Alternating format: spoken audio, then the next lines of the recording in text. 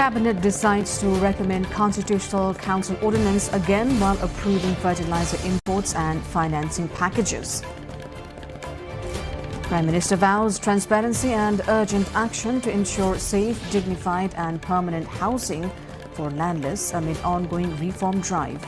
Task force expands consultations with former senior officials to shape framework for potential constitutional amendments. India's BJP set for major state election gains as vote counting signals shifts across key regional political battlegrounds.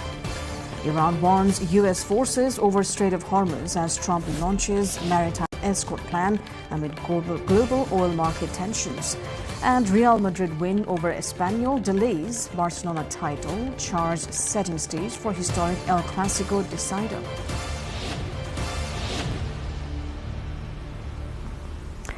Good evening, I'm Sarah Sapsanamarai and this is NTV World Prime Time News. We're coming to you live from Kathmandu at 1900 hours Nepal time. Elsewhere, it's 13:15 in London, 22:15 in Tokyo and just after midnight in Sydney. Now the news in detail. A meeting of the Ministerial Cabinet has decided to re-recommend a controversial Constitutional Council ordinance to the President after it was earlier returned for reconsideration. Government spokesperson and Education Minister Sashmit Pokhrel said the revised ordinance will again be submitted, signalling the administration's intent to push ahead despite procedural concerns. परम्परागत बोइलरलाई electronic बोइलरले प्रतिस्थापन गर्न उद्योगहरूलाई कर्ज उपलब्ध गराउन र वायु गुणस्तर मापन क्षमता बढाउने प्रयोजनका लागि विश्व बैंकबाट प्राप्त हुने 52 मिलियन अमेरिकी डलर बराबरको सहुलियतपूर्ण ऋण तथा 5 मिलियन अमेरिकी डलर बराबरको अनुदान स्वीकार गर्ने। अर्को कृषि तथा पशुपन्छी विकास मन्त्रालयबाट छ। भारतसँग G2G माध्यमबाट 60,000 मेट्रिक टन युरिया र 20,000 मेट्रिक टन डीएपी मल खरिद गर्न कृषि सामग्री कम्पनी लिमिटेडलाई सैद्धान्तिक स्वीकृति प्रदान गर्ने। अर्को शहरी विकास मन्त्रालयबाट छ। संसद भवन परिसरमा प्रवेश लगायतको विषय समावेश गरिएको सिंहदरबार परिसरको परिमार्जित गुरी योजना स्वीकृत गर्ने। अर्को संवैधानिक परिषद पहिलो संशोधन अध्यादेश 2083 सम्मानीय राष्ट्रपतिज्यूबाट पुनर्विचारको लागि फिर्ता भएकोमा उक्त अध्यादेश जारी गर्न सम्मानीय राष्ट्रपति समक्ष पुनः सिफारिस गर्ने। The Cabinet also approved in principle procurement of 60,000 metric tons of urea and 20,000 metric tons of DAP fertilizer from India under a G2G arrangement. In a parallel move, Nepal will accept concessional financing from World Bank worth $52 million in loans and $5 million in grants to modernize industrial boilers and improve air quality monitoring. The meeting further endorsed a revised master plan for Singhdarbar complex, including regulated access to the Federal Parliament premises. Prime Minister Balendra Shah has said the government is moving toward a structured and transparent solution to address the long-standing issue of landless citizens. In a statement posted on social media, the Prime Minister emphasized authorities are identifying the real conditions of landless communities and will ensure safe relocation for those living in high-risk and informal settlements.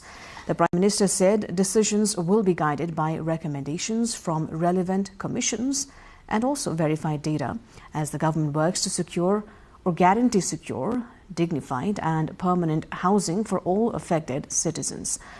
The Premier also noted that legal barriers under existing land laws have been removed through an ordinance, enabling the creation of a digital registry to accurately document and verify landless households.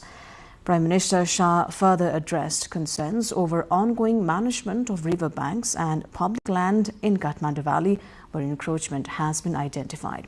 He warned against misinformation and attempts to create fear among vulnerable communities, stressing that the government's actions are aimed at upholding constitutional housing rights, not forced displacement. The general public have been urged to remain calm and avoid spreading unverified information.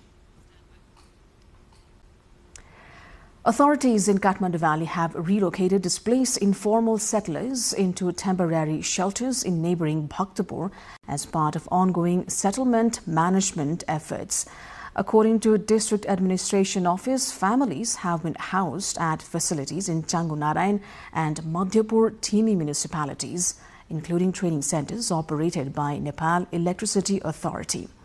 Officials say food and accommodation are being provided free of cost, with over 100 individuals accommodated in Karipati alone. The same facility was previously used during COVID-19 pandemic to quarantine returning Nepali nationals. Additional displaced individuals have been housed in a separate agricultural training center where similar support is being arranged. Health camps, medicine distribution and psychosocial counseling services are scheduled for both locations as authorities seek to address immediate humanitarian needs. Meanwhile, private school operators in Kathmandu Valley have pledged to ensure continuity of education for children displaced from riverbanks and high-risk areas. The initiative follows discussions led by Acting Mayor Sunita Dangol. Umbrella organizations including PAPSON, NPAPSON, Hisan and APEN say affected children will receive free enrollment in nearby private schools along with support for housing, transportation and counseling if needed. The groups emphasize coordinated efforts with local authorities to protect children's right to education despite displacement challenges. We're going for a short break here. More news coming up. Do stay with us.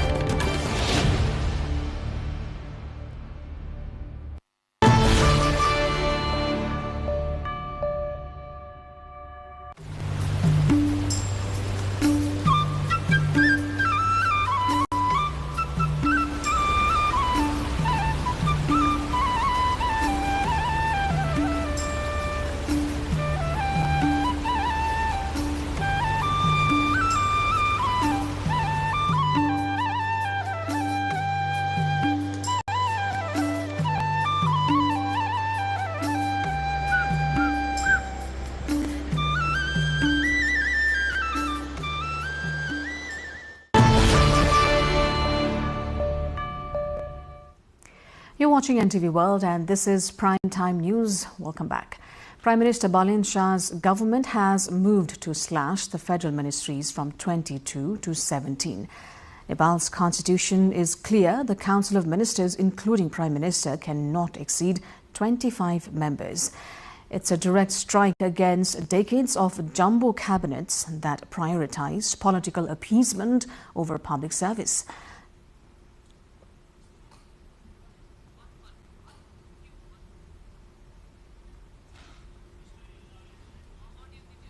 The promise of the lean cabinet is finally taking shape. The mandate is clear. Article 76(9) of the Constitution of Nepal 2015 limits the cabinet to 25 members, including the Prime Minister. But Prime Minister Shah's administration is aiming lower, that is, stopping at 17 members. The decision was studied and proposed by a 5-member task force led by Govinda Bahadur Karki, Secretary at the Office of the Prime Minister and Council of Ministers. The blueprint for the 17-ministry model includes these primary consolidations. The following 4 ministries will cease to exist as independent entities: Youth and Sports, Water Supply and Sanitation, Urban Development, and Federal Affairs and General Administration. Education, Science and Technology will merge with Sports to form the new Ministry of Education and Sports. The Youth, Social Security and Health sectors will be combined with the Ministry of Women, Children and Senior Citizens to create the Ministry of Gender Equality and Social Development. Sanitation is being separated from its traditional pairing with water supply and will now move under the Health Ministry. The Water Supply and Urban Development will be observed into the current Ministry of Physical Infrastructure, which will be renamed the Integrated Ministry of Physical Infrastructure. Plans to shift transport out of the physical infrastructure domain will be integrated with the labor sector. And information technology and poverty alleviation will be directly under the Prime Minister's office for more streamlined execution. Agriculture and livestock development will integrate with land management and cooperatives. Industry, commerce and supplies will merge with tourism and civil aviation into a Ministry of Economy and Tourism. Forest and environment will merge with energy and water resources for unified resource management. While the Constitution caps the number of ministers at 25, it is silent on the number of ministries. Previous coalition governments utilized this loophole to fragment portfolios for political gain, resulting in jumbo cabinets with excessive administrative overlap and high costs. Administrative expert Kashi Raj Dahal, who led the Administrative Reform Suggestion Committee, has long advocated for a 15 to 17 ministry limit. त्यसैले अहिले 17वटा मन्त्रालयको जुन धारणा छ यो प्रशासनिक सुधारको निम्ति यो आवश्यक छ। यसले प्रशासनिक खर्च घटाउँछ, मितव्ययिता गर्दछ र कामको दोहोरोपनको अन्त्य गर्दछ यसले। As the government pushes forward the leaner governance model, the service delivery is likely to be affected for a certain period of time until the merger and unified services begin. What needs to be seen is whether this structural change will withstand the pressures of federal governance. Diksha Awasthi with camera person Samir Thapa reporting for NTV World. A government task force formed to prepare a discussion paper on constitutional amendment has begun consultations with former senior officials in Kathmandu. The panel, coordinated by political advisor Asim Shah under Prime Minister Balendra Shah, held talks with former heads of constitutional bodies, ex-chief secretaries, diplomats and administrative experts at the Office of the Prime Minister and Council of Ministers. According to Member Secretary Leeladhar Subedi, the consultations aim to gather expert recommendations to shape the amendment framework. The engagement follows an earlier decision by the task force to broaden dialogue with experienced policymakers as Nepal weighs potential constitutional reforms. Finance Minister Swarnim Wagle has pledged a bold, forward-looking national budget aimed at restoring confidence and accelerating growth. Speaking at the annual meeting of Federation of Nepali Chambers of Commerce and Industry, Wagle said the private sector will be placed at the center of Nepal's economic strategy. With limited government spending capacity, the minister emphasized reforms ranging from removing restrictive laws to making taxation more business-friendly while advancing a social market economy that balances growth with equity. सामाजिक बजार अर्थतन्त्रको रूपरेखाभित्र नेपालको यथार्थ अनुकूल सन्तुलित र दिगो आर्थिक model अवलम्बन गर्नेछौं भनेर 20 नम्बर बुँदामा लेखेको छ। निजी क्षेत्रको गतिशीलता, नवप्रवर्तन र सृजनशीलतालाई प्रवर्धन गर्ने उदार अर्थनीति र सार्वजनिक शिक्षा, स्वास्थ्य, यातायात, आवास तथा सामाजिक सुरक्षा मार्फत राष्ट्रिय आयको समतामूलक पुनर्वितरण यी दुई आधारलाई सन्तुलित रूपमा संयोजन गर्नेछौं। सोशल मार्केट इकोनोमी भनेको अलिअलि नोर्डिक फ्लेभरको मोडेल हो, यद्यपि उनीहरू प्रति व्यक्ति आयको हिसाबले धेरै माथि छन्, तर गरिब हुँदा पनि आम जनतामा लगानी गर्न सकिन्छ, गच्छेले भ्याएसम्म भन्ने कुरा हामीले यहाँ प्रतिबिम्बित गरेका छौं। निजी क्षेत्रसँगको उन्नत समझदारी, कम्प्याक्ट, कन्ट्र्याक्ट होइन कि कम्प्याक्ट, गभर्नमेन्ट र प्राइभेट सेक्टर बीचको एउटा उन्नत समझदारी, कम्प्याक्ट को आधारमा राजस्व नघट्ने प्रत्याभूति सहित सबै करहरूको बोझ घटाउने छौं भनेर कमिट गरेका छौं। लगायत अब FDI, private investment, domestic investment, डायस्पोराको इन्भेस्टमेन्ट सबैको लागि सहजीकरण गर्ने वान स्टपका कुराहरू, अवधारणाहरू पहिला पनि बोलिएका हुन्, तर हामी एक्जिक्युट गरेरै देखाउँछौं। एउटा सामान्य हाइड्रो पावर चाहिँ अनुमति लिनको लागि पनि कति 23वटा विभाग, 7वटा मन्त्रालय धाउनुपर्छ भन्ने तथ्याङ्क फ्लोट भइरहेका छ। त्यस्ता कुराहरूलाई हामी चिर्छौं र सुधार भएकै त्यसरी अगाडि जान्छौं। In the rugged hills of Dhading, wild honey hunting is rapidly transforming from a cultural tradition into a high-risk livelihood.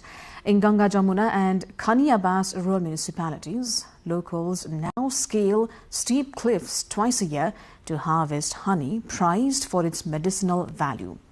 Once celebrated as a seasonal festival, the practice is increasingly commercialized, with prices reaching up to 3,000 rupees per kilogram in local markets. Young villagers now spend months navigating forests and rock faces in organized groups, turning ancestral skills into income. With rising demand and growing interest from visitors, locals say the practice could evolve into a tourism-driven cultural attraction if managed sustainably. International news coming up next after this short break.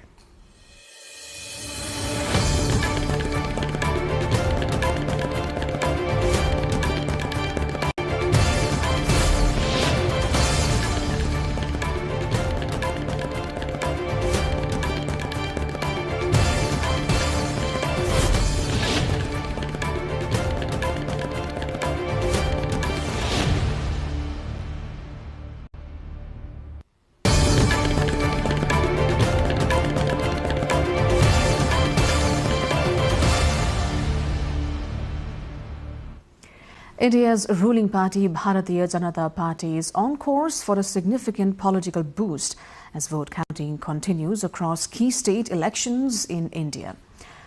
Early trends suggest the party is set to retain power in the eastern state of Assam for a third consecutive term and is also making strong gains in West Bengal, a territory it has historically struggled to dominate. In Tamil Nadu, a major industrial hub, preliminary results indicate a possible upset as a new political entrant led by film star Joseph Vijay challenges the ruling DMK. Elections are also being counted in Kerala and the federal territory of Puducherry.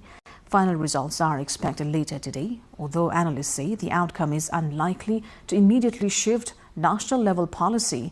It could reshape regional political dynamics ahead of future contests. Tensions have escalated sharply in the Middle East as conflicting claims emerge over incidents in the Strait of Hormuz. The U.S. military has denied Iranian state media reports alleging that an American warship was struck while attempting to enter the waterway. Iran's media, meanwhile, circulated an audio message attributed to the Islamic Revolutionary Guard Corps, warning that the strait remains closed, raising concerns over further disruption to global shipping. Around 20,000 seafarers aboard roughly 2,000 vessels are reportedly stranded amid ongoing instability linked to the wider conflict that began earlier this year. Adding to the volatility, the United Arab Emirates has said a tanker linked to its state oil company has been hit in the same area, while oil markets remain under pressure amid fears of prolonged supply disruption. On the diplomatic front, Iran's foreign ministry has said priority remains ending the war, urging the U.S. to scale back its demands as negotiations stay stalled.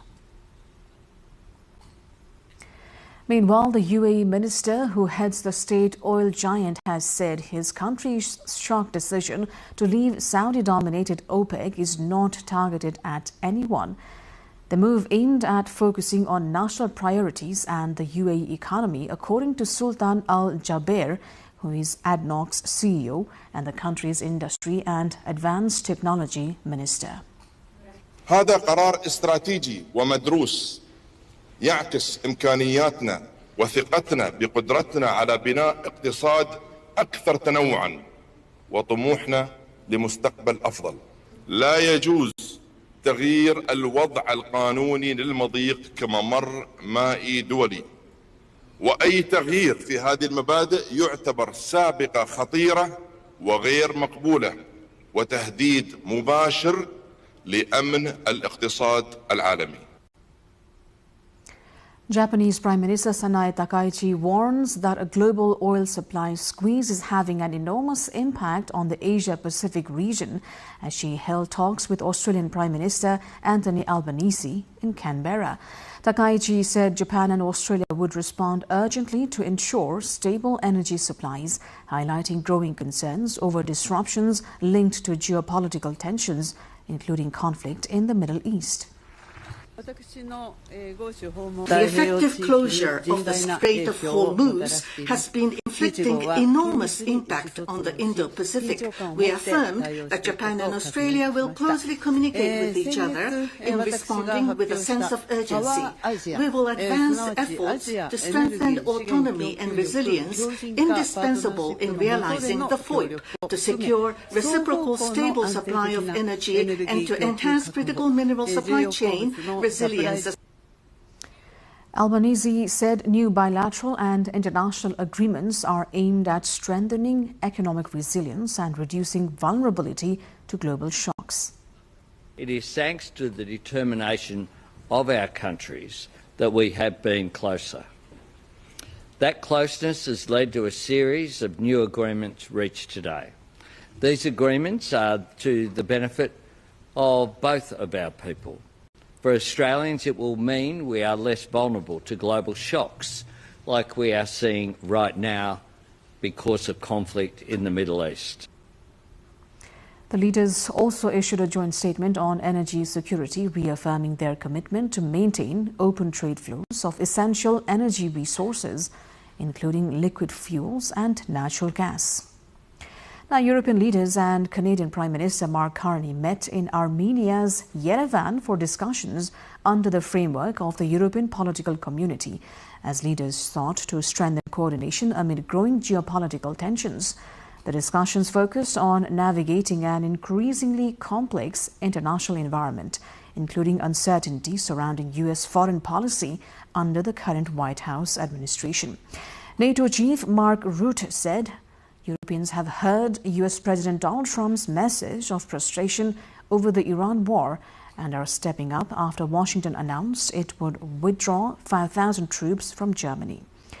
At the same forum, Carney, the first non-European leader to attend the summit, called for closer transatlantic ties, adding Canada and Europe are not destined to submit to such an international order.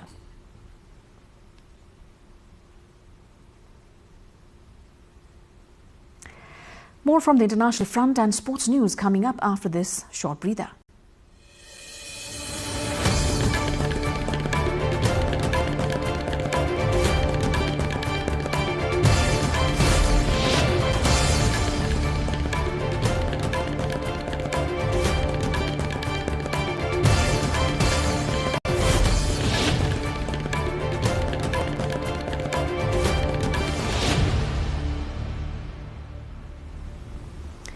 Mayond volcano in the Philippines has intensified its activity, sending a large ash cloud over surrounding communities in Albay province following a reported lava dome collapse. The Philippine Institute of Volcanology and Seismology maintained alert level 3, indicating high levels of volcanic unrest. Heavy ashfall blanketed several towns, severely reducing visibility and raising public health concerns. More than 1,000 residents have been evacuated, while over 100,000 have been affected. Authorities also reported damage to crops and livestock due to thick volcanic ash covering agricultural areas. President Ferdinand Marcos Jr. said evacuation and health support efforts are ongoing in high-risk areas. Police in South China's Guangzhou have rolled out a futuristic patrol lineup featuring humanoid robots, drones, and self-balancing scooters, harnessing smart technologies to enhance public safety and community engagement. Dressed in a police safety vest, the robot walked alongside officers on patrol, performed martial arts moves, and delivered anti-fraud reminders to the crowd. Serving as the local police station's publicity officer, the humanoid uses an interactive broadcast system to raise public awareness about scams. Another tool in their smart policing kit is designed for areas where cars and motorcycles cannot easily access. Using self-balancing scooters that can reach a top speed of 20 kilometers per hour, officers can swiftly navigate parks and also reach people in need of help. Police also deployed drones during the holiday to conduct aerial patrols in coordination with ground.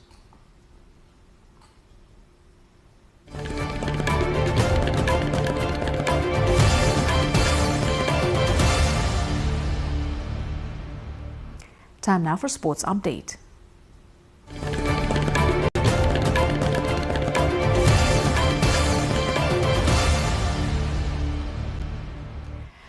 Real Madrid defeated Espanyol 2-0 to ensure Barcelona must wait for the La Liga title, which it could seal in El Clasico next Sunday.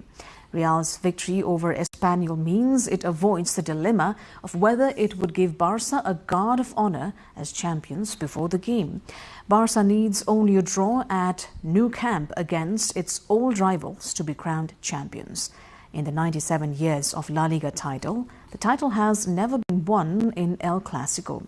Barca is 11 points above Real and could break the record for the biggest title-winning margin in history, which stands at 15 points from their 2012-13 triumph.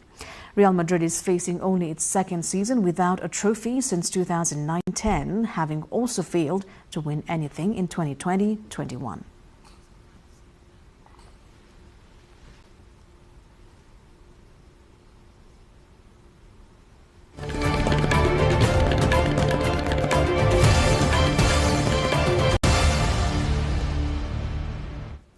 Before wrapping up, here's a reminder of our top stories this hour.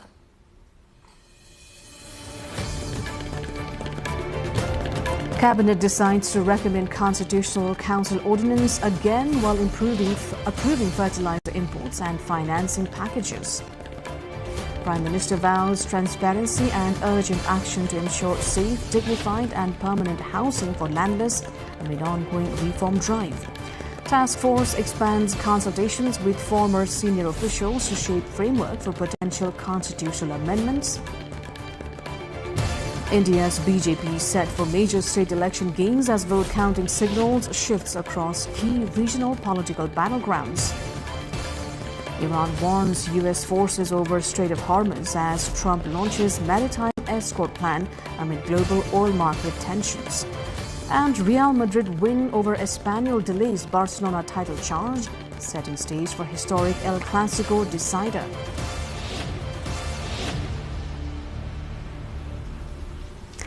And that is it for this edition of Primetime News. Our next bulletin will be at 2200 hours Nepal time. Do join us through our social media and also get the latest updates from our official website, nepaltelevision.com. I'm Sarah Sapsanamarai. Thanks for staying with us. Have a wonderful evening ahead.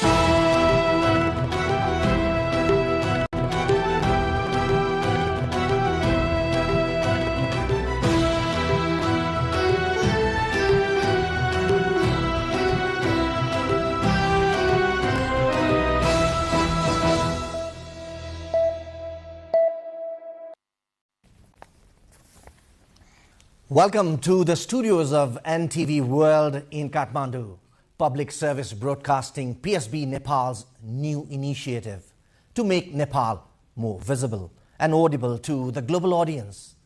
Welcome on board.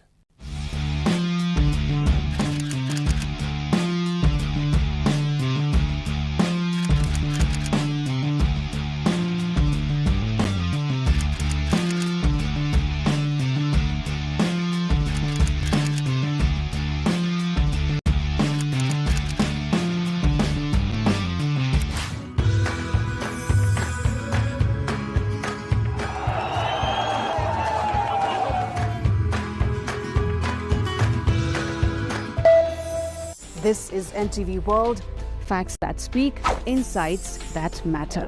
Telling the stories of a changing planet. NTV World, Nepal's perspective to the world. Exploring the heartbeat of Nepali creativity. This is NTV World. The power of story shaped by technology. NTV World. Unearthing Nepal's hidden heritage. Discovering the timeless Nepal. Telling stories that endure across centuries, where culture breathes, stories bloom. When the world moves, we make a sense of it. NTV World. Taste of Nepal. Every recipe, every flavor tells the story. Journalism in the digital age. Fast, focused, verified. Stories hold power. Stories reflecting life. Stories of the hinterlands. Reporting for NTV World. This is NTV World. Welcome to News Hour. This is NTV World. Welcome to Primetime News. One story at a time. Crossing borders, connecting voices, where Nepal meets the world in dialogue. This is NTV World, Nepal's perspective to the world. Voices that connect Nepal to the world, bringing perspective, region and relevance to every story. NTV World, Nepal's perspective to the world. Stand by. Mic is on. 3, 2, 1, cue. We are NTV World.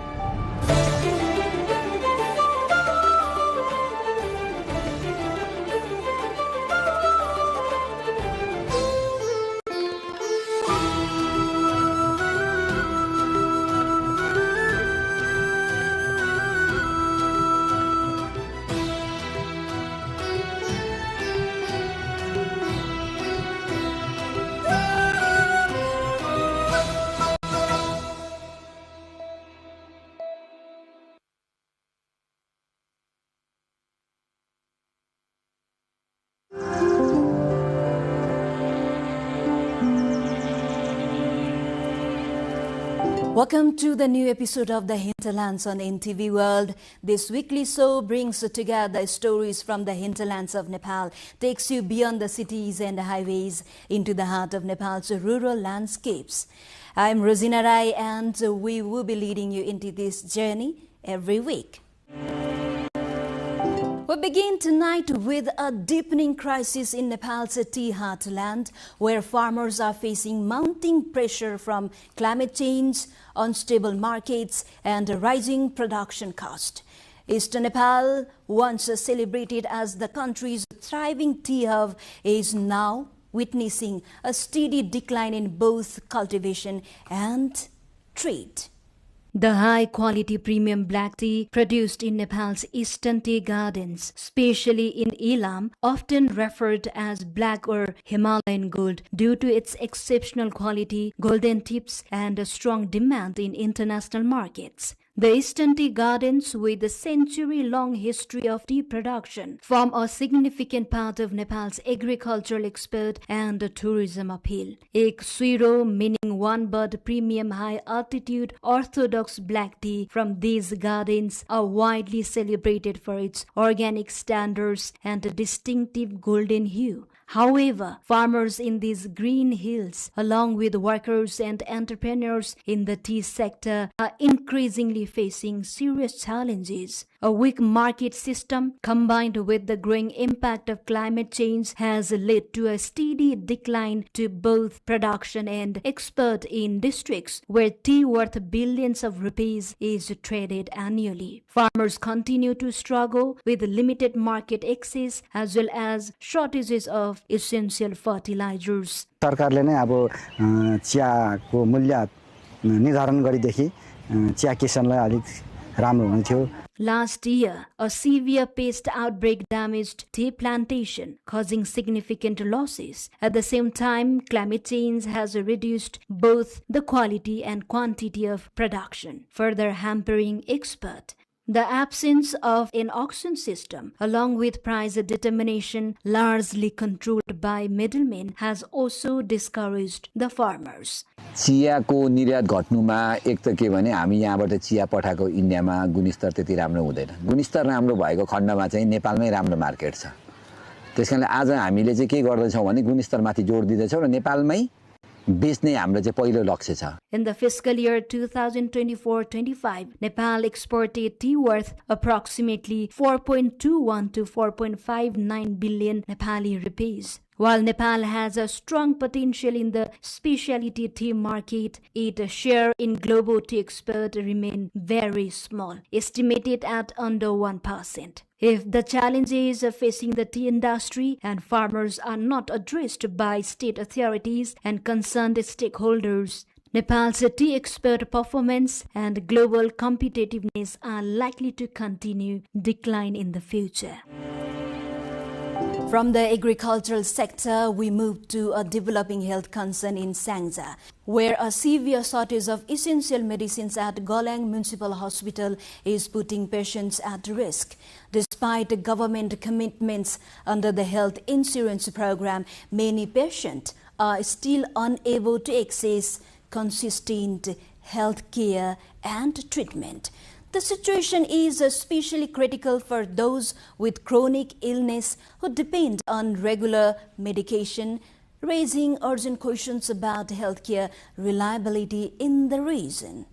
A severe shortages of medicines at Golang Municipal Hospital, operated by Golang Municipality in Sangza district, has put patients' lives at risk. Despite the government's claims of providing free medicines through the health insurance program, patients are left with no option but to seek treatment traveling to other districts. Patients suffering from chronic illness who requires regular medications are among the most affected. Likewise, delays in timely treatment and medication have placed emergency patients at risk, with some facing life-threatening situation while being transferred elsewhere for health care. Patients have repeatedly raised concerns during public hearings, stating that they often do not receive the prescribed medicines after treatment, further endangering their lives. Due to the ongoing shortages, even basic medical care frequently requires traveling up to 57 kilometers outside the district.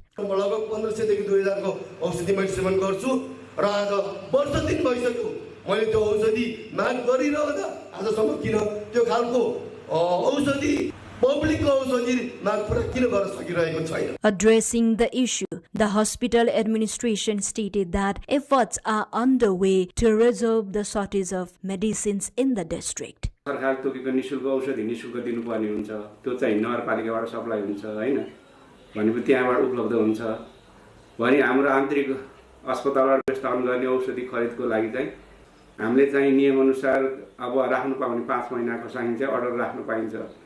त्यसको लागि हाम्रो कहिलेकाहीँ चाहिँ फार्मेसीबाट चाहिँ order ढिलो हुन्छ, कहिलेकाहीँ खरिदमा माथि आउँदाखेरि ढिलो हुन्छ. However, the local government continues to claim that healthcare services have reached people's doorsteps. The lack of essential medicines undermines this claim. The government mandates that health posts provide up to 98 types of essential medicines free of charge, but persistent supply disruption continue to occur. Nepal relies on imports of over 50% of its pharmaceutical needs, primarily from India, which has also contributed to ongoing challenges in strengthening the healthcare system, especially in the districts far from the capital.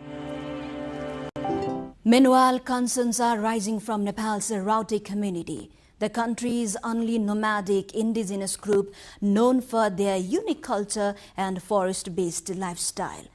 The Rauti have recently come under scrutiny after reports suggest unintended consequences of government social security support.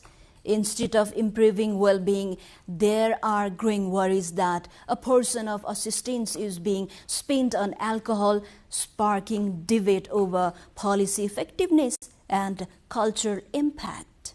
The Rauti community, an endangered indigenous nomadic group of Nepal known for its forest-based hunter-gatherer lifestyle, is facing a deepening crisis as increasing dependence on government allowances begins to reshape its traditional way of life. Long identified as the kings of the forest, the Rautis have historically rejected settled living and even considered touching money a sin, sustaining themselves instead through crafting wooden goods and bartering. Recently, that subsistence-based system is rapidly eroding. Regular social security payments distributed by local governments have made cash a central part of daily life, with many community members now waiting for allowance distributions. In a recent instance, Guras Rural Municipality in Karnali Province provided 1.58 million rupees, or around $10,000 to 132 individuals, handing out around 12,000 rupees each. सबै राम्रो मिठो खानेकुरा खाने, मासु खाने,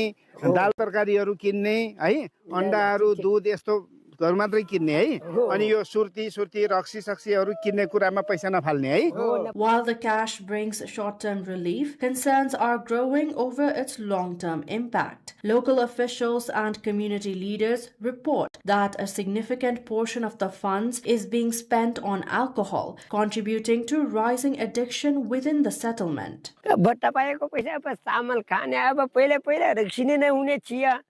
अब यस्तै नेपालमा रखिन भइदिए भए अब हाम्रो जनताहरुले पनि खान नदिने चिया नखाने चिया हामी पनि अलिअलि अब पहिला आफ्नो आफूले बनाएको त्यो झोल मात्रै खाया थियो आज पनि अलिकता यति एक गिलास झोल हामी पनि खाया छौं धात पुडा गरेर क्या फाइदा छ र अरूले धाचार फाइदा हुँदैन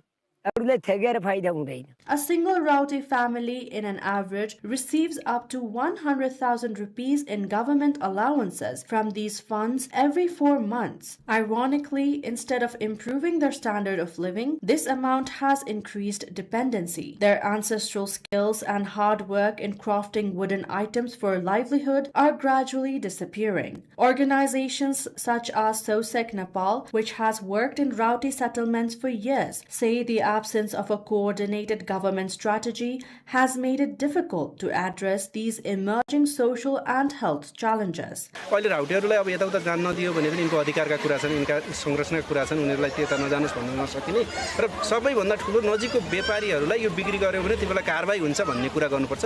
जुन अहिले चाहिँ अब कर्णाली प्रदेशले यो राउटे नीति बनाउँदैछ, त्यो नीतिमा त्यो कुरा हालेर अनि नजिकको प्रहरीलाई जहाँ राउटे बस्छन् त्यसको वरिपरि हामीले त्यो सन्देशहरू प्रचार गर्ने र अनि योलाई बन्द गर्ने कुरा हाम्रो अभियान चाहिँ हुन्छ। Alcohol use combined with poor nutrition is increasingly affecting reproductive health and overall life expectancy. Although the Karnali province government has introduced policies aimed at protecting the Raute community and managing their movement through designated corridors, implementation remains limited. As a result, despite continued public spending, both the preservation of Raute culture and the well-being of its people remain under serious threat. We're at the final report of the hinterlands in this new episode, and we're talking about illegal encroachment of government and public land across the country. Following this, authorities have intensified a nationwide campaign to remove illegal encroachments on public land. The drive aims to reclaim occupied spaces, reduce urban congestion, and enforce planning regulations. However, the operation has drawn mixed reactions, with some residents expressing concern over displacement and insufficient notice.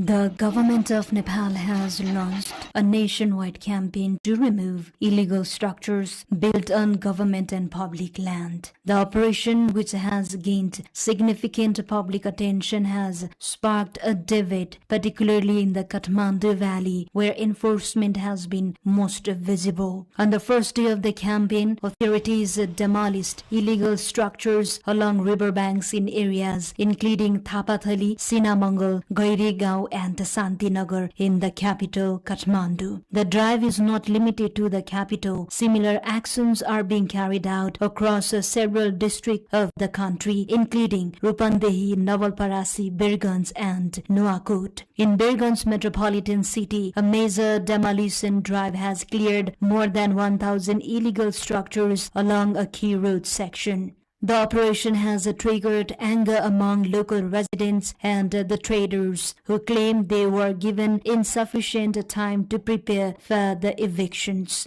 Following the clearance of structures within 25 meters on both sides of the Gandakchok-Miteri Bridge road section, debris such as bricks, wood, and iron remains scattered along the roadside. It is estimated that around 1,200 private houses and 29 government structures have been impacted so far. सडक विभागको चाहिँ नि marking गर्ने व्यक्तिहरू आएर चाहिँ नि सबै ठाउँमा सडक नाप्दै सेन्टर पोइन्ट देखि कहाँसम्म पर्छ भन्ने कुरो चाहिँ उहाँहरूले चाहिँ मार्किङ गरेर बताउनुहुन्छ र जहाँसम्म 25 मिटर पछिको कुरो हो महानगरपालिकाले चाहिँ 5-5 फिट चाहिँ नि सेड ब्याक लिने चाहिँ हामीले चाहिँ निर्णय गरेका छौं।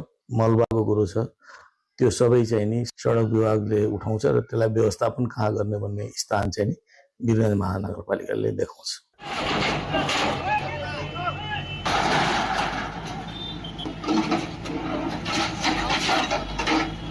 Similarly, in Parasi, the headquarters of West Navalparasi, authorities have begun action against structures built in violation of road standards. Ramgram municipality deployed bulldozers in the Parasi market area to demolish such encroachment, stating that the campaign will continue in surrounding rural areas.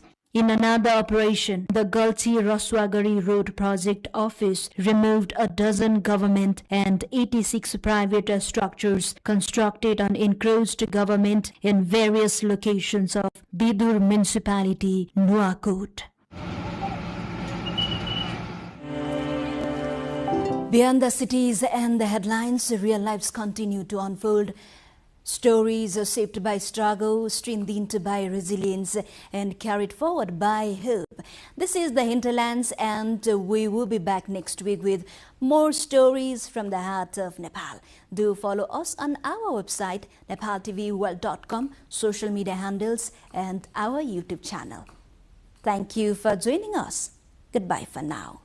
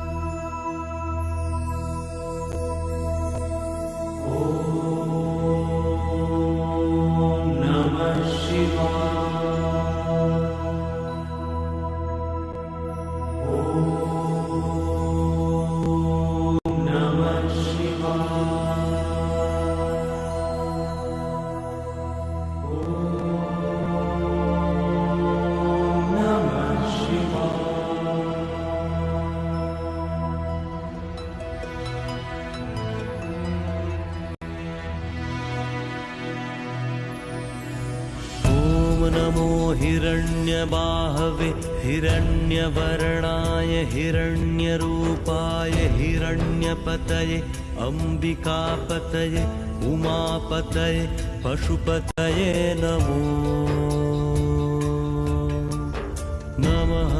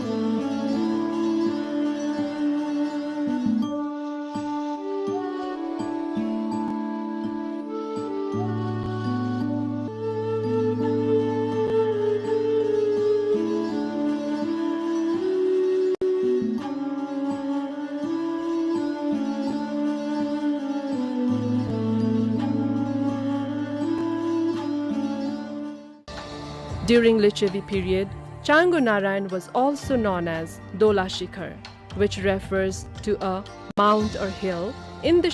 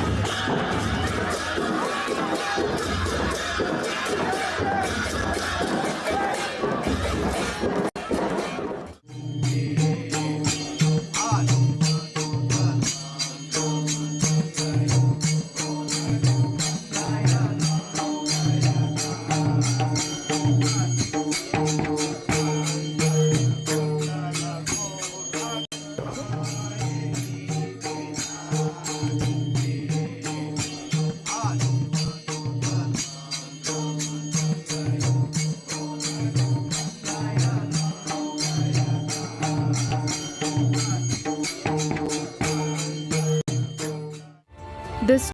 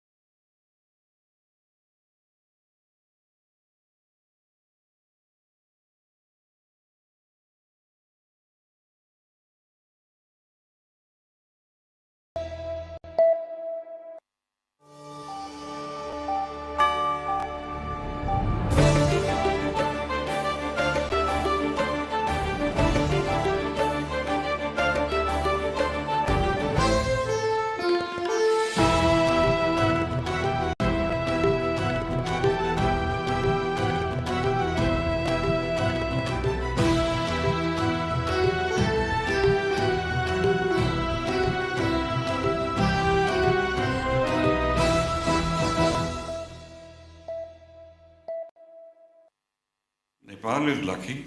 It's got Dharmendra and Amitabh Bachchan. Just one. You're two in one. Two superstars in one superstar. But nonetheless, thank you. Thank you so much. But then tell us more about Sholay.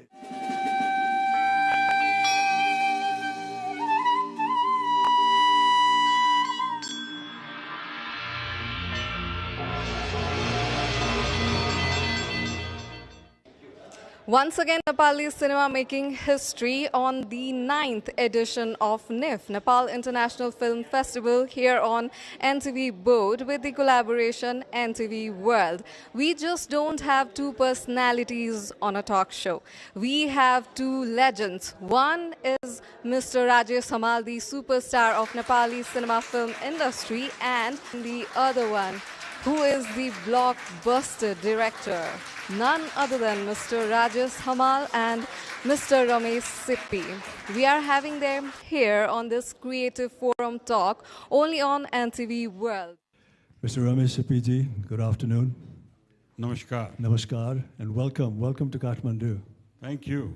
Is this your first time?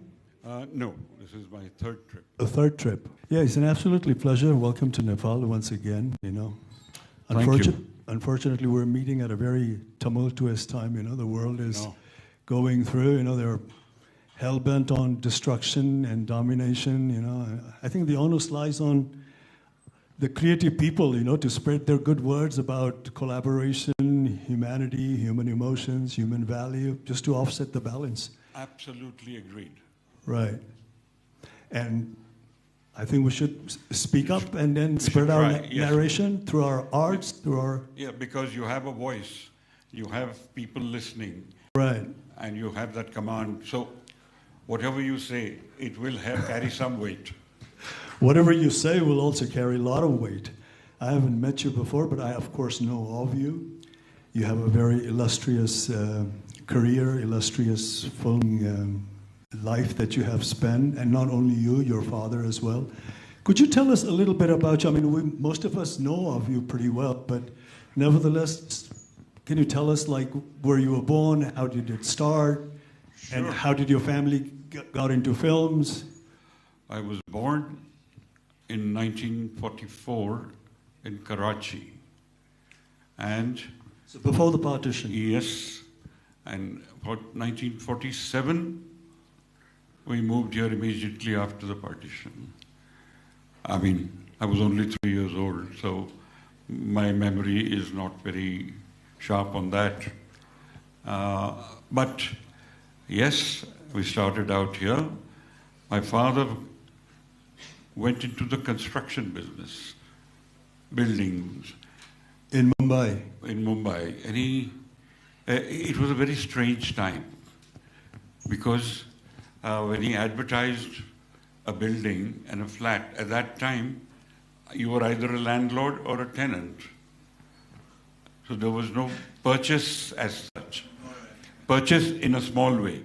A big bungalow or a big thing belongs to one person, yes. Otherwise, because the people would come there and they would say, this wall, this side is mine, and that side, somebody else.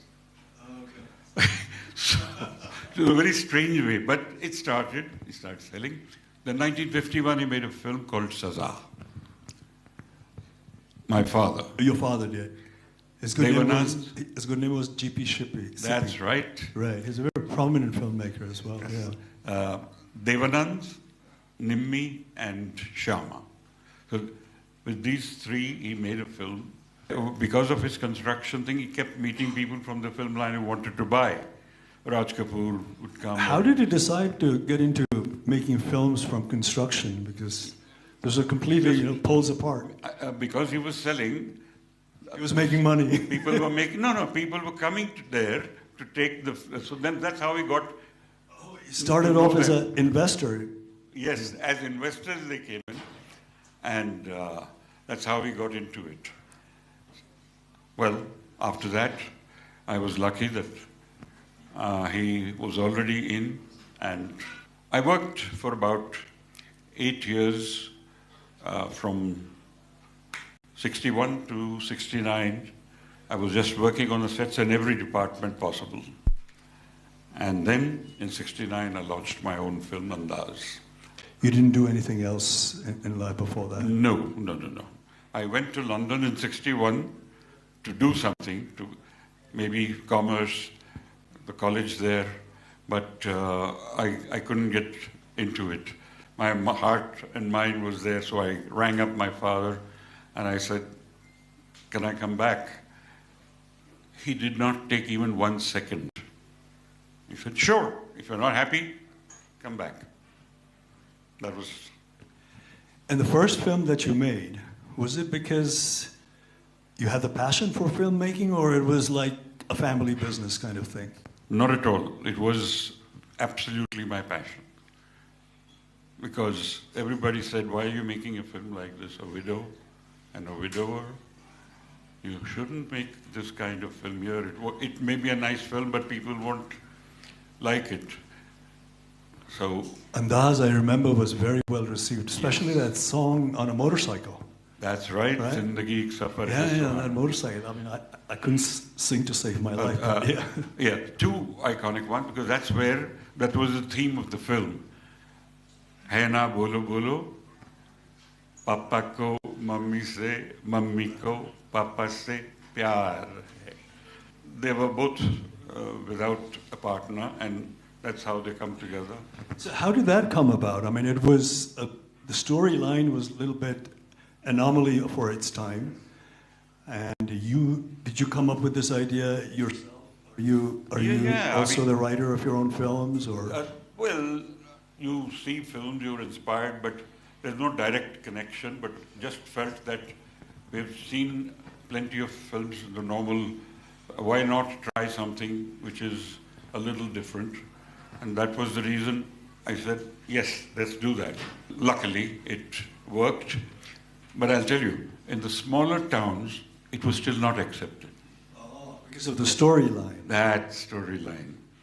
And that told me, listen a bit. So you've got to listen to what people say also. But you've got to take a step forward. But yeah, so those days, the filmmaker had to be extremely conscious about the social values and things like that, and what they would accept, what they would not accept. True. Including how you dress especially the leading actresses and all that. Yes. So that was your first film, Andaz? That's and right. And that was made in 69. It was released in 1971. Okay. And then the ball started rolling after that? Went on to make Sita Aur Geeta. Again... that was a kind of a maverick work as well. No? Yes. Sita Aur Geeta, double role. Yes. Were you fascinated with Hema Malini from day one, or? Well, she was. Or did you have a good rapport with her? Yes, or? yes, she was very, very lovely. Very, but she was we were dubbing for Andaz post production, and I said, "Would you like to play this double role on the mic?" I was telling her. She was inside, and the set of Andaz. She was dubbing for the end of the film. So you're offering her another project? Yes, on the mic. She said, "What? You think I can do it?" I said, "Yes, if you put your heart into it, we can do it." And that's how Sita Aur Geeta came about. Yes, I was very fortunate to have Salim Javed with me. Absolutely brilliant writers. And we moved on. And again, Sholay was a two-line idea. It's all at that time it was an army officer and two cadets, and they were mischievous guys, and so he calls them later in life to help for him for his personal revenge. We just converted into the police, that's all. And you did all this at a relatively young age, didn't you? Like you were like in your mid-20s, or? I was 25 and I started Andaz. Then in Sita Aur Geeta, I was 27, 28. Then 29, I started Sholay. Sholay, you started at 29. And finished in 31. The film was released. Now that you've mentioned Sholay, you and Sholay are so synonymous, you know, like everybody, when they think about Sholay, they think about you. When they think about you, they think about Sholay. How did that, for its time, it was larger than life. Those days, mostly cinema used to be made in CinemaScope and 35mm, and you went into 70mm. And the storyline was slightly, different as well from your normal Hindi film storyline. And what I can tell by looking at Sole is maybe there's an element of a Western movie influence in there. You're absolutely right. But you gave such an Indian flavor to it that the Indian audience totally lapped it up. I was always fascinated by the way the Western films were made, and those You used to watch a lot of Clint Eastwood films? Yes, first the Clint Eastwood films, then the films like Butch Cassidy and the Sundance Kid. And all these Westerns gave a wonderful kind of feel at that time. And so it was not easy to adapt to Indian, the Western, but because we had our dacoits and they operated in the Chambal Valley. They could be the baddies, yeah. And I guess circumstances took them to that point. But the way you presented the film and the storyline was so amazing and so different from the kind of films that were being made in that era. You know, like the most prominent thing that I would say of Sholay was that you brought every character to life. When people think of Sholay, they definitely think of you as well, but they think of not just the protagonist, they think of all the characters, from Kalia to Mosti to even the horse, the Basanti. They remember everything. So you brought so much of life to each and every character, whether they were doing the leading role or the side role, but everybody had a prominence present in that film. How did you manage that? From the idea we began with, it turned out to be a very good script. And with that script, while scripting, had a lot of these actors in mind. And very fortunately, all of them agreed to come in. It's very difficult for such a big, so many different actors to come in, big actors. Otherwise, they'll worry what will happen. Was Amitabh Bachchan ji relatively new during that time, or was he had just started to come up? His film Zanjeer was released after he signed with us for Sholay. So you got him cheap. I made up for it in the next film. He said, okay, you got me cheap there, now what are you going to give me here? Okay, so much. Nepal is lucky. It's got Dharmendra and Amitabh Bachchan both in one.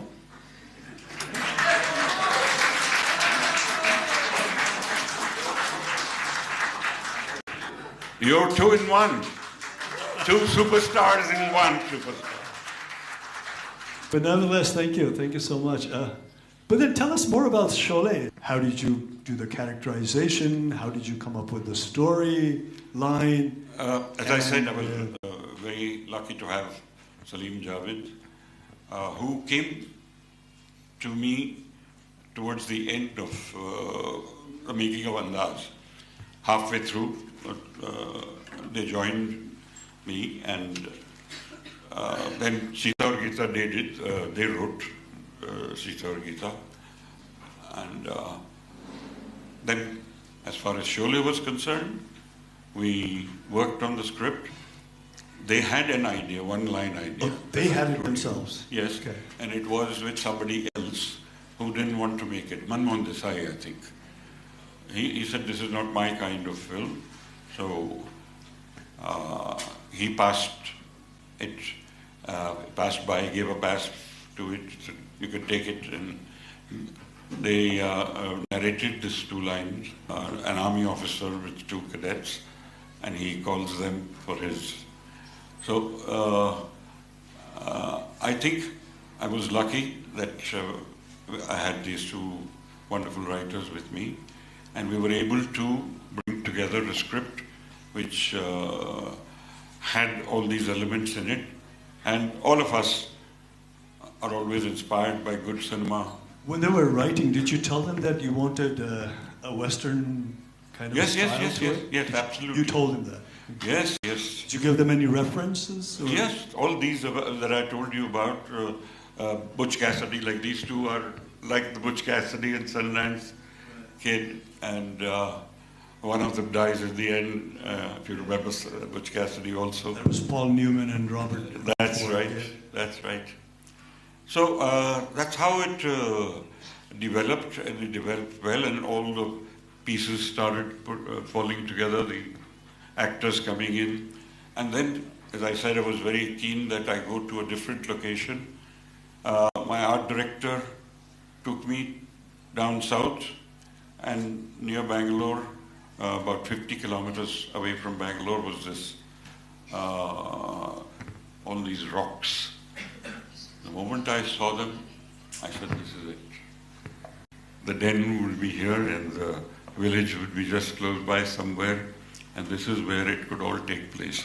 And then we built a village there. So how long did the homework take place? The idea and the thought coming, and we got everyone together, and by the coincidentally, the film started on the 2nd of October, 73, October 2nd.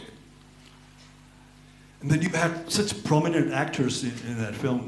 How difficult was it to coordinate them? I mean, how does it work in Indian cinema when you have so many prominent actors and actresses in your set? How does the coordination work? Is it a difficult task? I think because there were well-defined roles, so there was no real fear that everyone knew, because if you remember the climax of Sholay, one thing leads to the other, and each actor gets to play his part in such a way that if Dharamji, when he moves away for a short while, and Amitabh takes the bullets. So he dies, and then he vows vengeance, and he drives, and he does the climax of killing all of them, right down to when Sanjeev Kumar comes and says, no, this is mine. Gabbar is mine. You leave Gabbar to me, because that was why I called you for this. So it all fell in such a way that everyone had his piece, and everyone was satisfied with what he was doing. It all felt justified. I mean, no doubt, as a maker, you were a maverick when you were making Sholay, but over the years, how does it feel? I mean, if I may ask you this, that people usually remember the performance and the performers more than the maker and the director. Do you see a quiet injustice in there? Like, when you talk about Sholay, they remember Gabbar Singh, maybe Viru, and what's the other guy's name? Jay and Viru and Hema Malini and this. Surma Bhopali and... And over the line, somehow the maker gets sort of like, shattered. Do you see a kind of a quiet injustice in there as a maker? Well, yes and no, because yes, the credit, but it's very natural as far as an audience is concerned to identify with the actor, because that's who the story is being told through. So they become real life, and they become the real characters. So for them, that is the first thing that hits them. The people behind the scene, yes, okay, but there have been chaos of Mughal-e-Azam and one film, and he's remembered as a... And of course, Mehboob Khan, which is Mother India, and so there are a few. You have left, no doubt, an indelible mark in the cinema. You will always be remembered. But I was just taking this out because most of the time when you have big stars and the movie is successful, they remember it as the star's film rather than the maker's film. True. Whereas initially, the project is the maker's baby, actually. That's where it starts. I want to make a wonderful film, and if you stand out as an actor, but it's the same thing. We want it to work. We want the people to like it. So I think. But Sholay, I believe, was not, initially it was sort of like received very lukewarm, like it didn't have a great response. Again, unfortunately, I have to defer. There was no such thing. Oh, there wasn't? No. Headlined disaster. Disaster. Every week, disaster. 1, 2, 3, 4, 5. For 5 weeks, they hammered that this kind of a film, no way. And because they'd already given it once, taking it back was not easy. But finally, in the 6th week, they admitted that yes, it's a big hit. And there is no such thing that, because in the 2nd and 3rd week, people were repeating the dialogues. So in the theater, we knew this is a repeat audience. A repeat audience doesn't come if they haven't liked it the first time. They're not going to come a second time. So that's. But do you remember around that time, the same time, there was another film that was released with very little budget but did extremely well. I think it was Jai Santosima, or. Yes, on the very same day. Yeah. So, what was your reaction to that film? I mean, here you are with a multi-star, with a great budget, larger-than-life presentation film, and there's another film which is low budget and just comes out and it. As a matter of fact. And comes out with a bang. When the trade papers spoke like this about Sholay, they also mentioned that, look at this film, Jai Santoshima. At this budget, it's a blockbuster. And Sholay was demoted. But then, of course, they. Yeah, but Sholay, of course, lasted much longer and it's become a history and it becomes a milestone of Indian cinema. Rameshji, can you, you've experienced so many periods and so many phases in Indian cinema. You've come a long way. How do you see cinema of today, especially the Hindi cinema scenario of today? How do you look at them? I think the best way to look at it is today's audiences and their educational levels and their exposure to the world is quite different.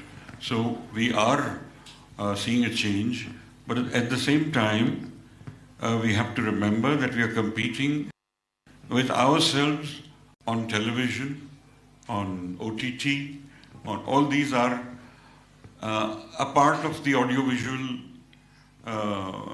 entertainment. And yet, a lot of people might say today, I would rather sit at home and watch it when it comes on OTT. So what do you think about the modern technology of filmmaking? I mean,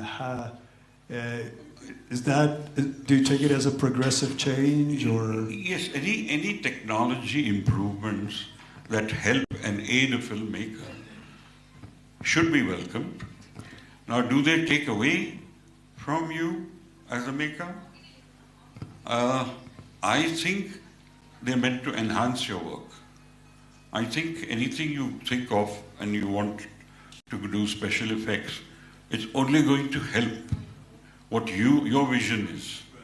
If it is taken in that light and you do not make the mistake of letting it take over the storytelling or the thrust of the film and the emotions of the film, you don't allow these to be taking over that, then you're okay. You've got to create that balance. Director used to be almost 95% in charge of the project. How you're going to film it, how he's going to frame it, how he's going to present it. But now the directors have to work in coordination with so many different technical departments and engineers and special effect people that the share of the director is just limited to maybe just an imagination or the concept of how he wants to do it and the other people put it together. But I think, as I said, sensibility prevails, that you try to create that balance between technology and the real thing. And the actors today, if they find there is a good maker, I'm sure you as an actor would be happy to have a good director with you. He can only help and guide a little more. You're going to ultimately take as you yourself said, he gets the maximum appreciation goes to the actor. So it's as a maker, you just have to just make that compromise in your mind that it is a medium.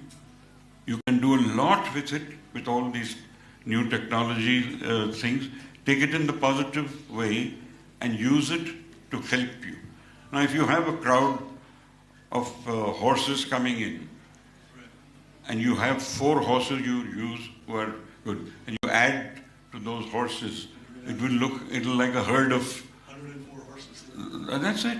So it's the advantage is there if you use it correctly, and if you unnecessarily use technology, you're going to. If you had the advantage of using this technology while making Sholay, would Sholay would have been any different? A damn good question, and I don't have an answer. No, but it's done. It's printed. It's a history, and it's a hallmark. Like you represent Hindi cinema, and most of the Hindi cinemas are like star-driven, and they're the main attractions, and the unique selling point of a film actually becomes the stars and all that. How important is it in your view that does an actor like transform himself or herself completely into a character, or does the actor bring his own essence to every role? Does the part of the actor has to be alive in every role, especially the star-driven, or they can succumb themselves totally into a character? I think mostly they can. I think a very, very particular character which calls for a change of image, the actor is excited about playing something entirely different, and the director feels that this is an actor who can, because he's such a good actor, he'll be able to deliver in this kind of a role. Then they work together to change that image which was existent before that. But most of the time, it's the image. I mean, you sort of played in abundance in terms of, relatively, in terms of whether budget or your writers or your technicians. When do you think the creativity actually flourishes? Is it in abundance or in limitation? When Dharmendraji goes up on that tank, now, it's not exactly word by word what was written for him. Then there was improvisation as well. And it had to be because he's in that mood. So that was a combination of the character as well as the actor and the lines and his performance. And, I mean, it just all came together so beautifully that today it's a scene which is remembered, and that goes for Mr. Bachchan as well. Does your creativity gets limited if you're working within a limited budget, within limited resources? Does that hamper your creativity as a filmmaker, as opposed to when you have? Unfortunately, my experience is that I had a budget for Sholay, 1 crore. Because my previous film, Sita Aur Geeta, cost 50 lakh. So we said, let's be a bit large-hearted, keep 1 crore for this. But for 73, that was a lot of money. For 1973, that was a lot of money. Yes, but it went on to cost 3 crores. Because it went on and on. Because I've said this before, but shooting the massacre scene of Sanjeev Kumar's family, the Thakur's family, I started to shoot, and after 2 days, the clouds came and the sun went away. So we sat for a day. In those days, the film was such that you could not do anything about it. You had to get some sunlight. You couldn't match it like you do in post-production, as you say. Correct? So otherwise you could have fiddled with it in post-production. But no. And on the 4th day, clouds again. So I asked the cameraman, because the mind started to work. And the texture of the scene changed. I said, if I do it like this, I'll be able to build that, the little wind, the little, and it changed only in terms of what the, not that the dialogues were changed or anything like that. But the sense of it, the point is it cost me 21 days of shooting because of the weather. I had to wait for the cloudy weather. Then we started to make some thin covers on top to filter, if the sun is there, how to filter it on the sets. Things like that were improvised, and we were able to shoot it. And ultimately, there was no other way but to spend more time and money trying to get what you want. Right, but did you feel that you were taking a risk in terms of money? Like, I tried not to think about it. Right. And my father never said a word to me, what are you doing? So that's where I was very lucky. He just let me do what I was doing. He had the confidence that I was doing the right thing. Suppose you've spent so much of money, so much of time, so much of energy into this dream project of yours, Sholay. And if it had failed miserably in the box office, I wouldn't be here then.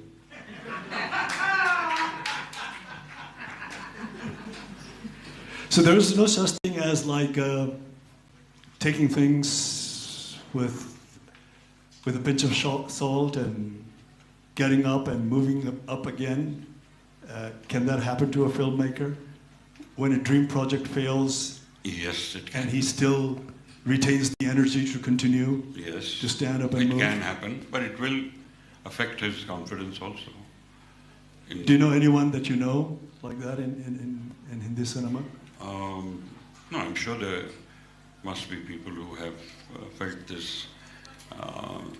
People start to abandon you financially or in different ways. You find even actors then dropping out from projects. These things do happen. It's not. How much of a burden is it when you lose a lot of money in a film? How much for the maker? Well, if it's borrowed money, it's carrying interest all the time.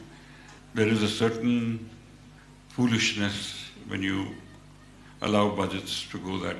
How do you look at the progression of cinema making over the years? Because you see, what has happened is with so many different sources of viewing cinema, people have cinema in their own hands. You know, with a click of a button, they can go anywhere. And what it used to be a cinema literacy in those days are available to anyone with a nice smartphone. A 10-year-old would have a cinema literacy of that of, let's say, 70s professional filmmaker, when they talk about long shot, mid shot, focus in, focus out, this and that. All these cinema jargons are used by lay persons today. Correct. So is it more challenging to be a filmmaker in this time and age than it used to be before? I think that will always be there. The challenges were there then. As you said, every second person in one way or the other is a filmmaker these days. Everybody is creating one thing or the other. Whereas in those days, filmmaking was exclusively the department of the professionals. Correct. And they only knew how to do it. If they were talking about editing, the rest of the audience didn't know. If they were talking about, I don't know, long shot, mid shot, focus out, focus, and these are the jargons that the normal people are using it these days. What's dubbing, what's this? So do you think it's more of a challenge, much more challenging to be a film director in this age and today? Era? Yes, I think it is. But as I said, if you take technology along with you and let it help you in achieving what you want to achieve, you will be able to achieve it in lesser money today because of the special effect. Your knowledge of that technology will allow you to, okay, this I can do. So So it can be helpful. Like I remember, even in the 90s, if you have to picturize, say, the interior of a moving car, that itself was an extreme challenge. It was. And now you have so many different types of cameras available, you can do it in a flick of a finger. Yes, I remember, because after that, when I made Shan, that started to happen. I used to sit on the bonnet of the car, facing the actor behind the wheel, and the co-artist with the actor in front, and you're going through, and the crowds, you have to avoid the crowds because you'll see them. So all these factors were there, and it was very difficult to shoot within the city. And all my work on Shan was in the city, on the docks, in the streets, or those car chases and everything. What would normally have taken 3-4 days to shoot took, again, 20 days, 25 days to get it right. And the audience were pretty naive about the the difficulties. They don't see the difficulties, they see the end product. That's why the word, the cinematic liberty used to be very famous those days, because Absolutely you right. You can fool your audience. Absolutely correct. You got it. Which is probably not possible these days, yeah. Yeah, the difference today is that, people want to watch larger than life and extraordinary things on the screen, but at the same time, they demand that it should be believable, even if it is done extraordinarily, larger than life way, the audience still wants to know that it has to be presented in such a way that it's believable. That's correct. They don't see any mistakes in there, so it has to be flawless today. And the technology has probably helped that. That has, yes, it definitely has. But each time, even then, when the back projection came in first, for the first time, that was a technological advance. It did help a lot. Especially in a moving object, yeah. Yes. But there you could see technically that it was, if you're very sharp, you could tell it's done on a back projection screen, because you didn't have enough maneuverability. Just the back window, the back glass, the back of the car, the rear glass would allow you to, so your blue screen was behind it, and that's how. But the general audience had no idea how it has been done. Yes. And that's probably what. Now they all know, as you say. Now they all know. They know everything about filmmaking. So this is what I feel nowadays. If you're a filmmaker these days, you have to be a notch higher than the average person, because everyone knows about filmmaking. Everybody knows how to make a moving picture. Everybody knows about editing. Everybody knows about how to put, good visuals together. So in order to be a good filmmaker, one has to be few notches higher than the normal people. Yes, you've got it right. You've hit it on the spot. It is so easy, and they know all about it. So when they see, oh, this must have been done like this and this must have been done like that. And yet, when the audience comes into a theatre to watch the film, they are ready to watch. It's not, they haven't come there to criticize it. They really want to appreciate it, otherwise they wouldn't spend that 500,000, 1,500 bucks for a ticket. In the days of Sholay, it was 2 rupees, 3 rupees, and 4 rupees. Don't you think the movie viewing culture has changed drastically? Like those days when you were making Sholay, film used to be actually the cheapest form of entertainment. Absolutely. And now it's not so cheap form of entertainment Not at all. So how do you see that? I mean, once upon a time, cinema was accessible to every lay person. A person who labors on the street throughout the day is looking forward to go and watch a film in an air-conditioned movie hall and just have a good time. Whereas today, maybe some of the movie theaters are off-limit to people of certain income groups. That's true. So how do you see this transformation? Yes, but theaters are also doing things now to, you come on a particular day, the ticket is much lower. They have these incentives, or you go there, you'll get a Coke or a thing extra. There are ways of getting around that. So it makes it a little more easier for certain audiences who would not be able to afford it to come in and get some pleasure of the big screen. Yeah, this is what I have distinctly noticed. It's not just in India, even here in Nepal. Earlier, when we used to go to the movie hall, the representation was mostly of the average person of that society or that country. But now you go to one of these fancy movie halls in the city, and then you see it's a completely different class of people representing as an audience. That is something distinctly I have noticed over the period. What we do have is most of the screens are like that now. There are a few single cinemas still in existence, and that audience still goes there, and the rates are also lower there. But yes, it's a big problem.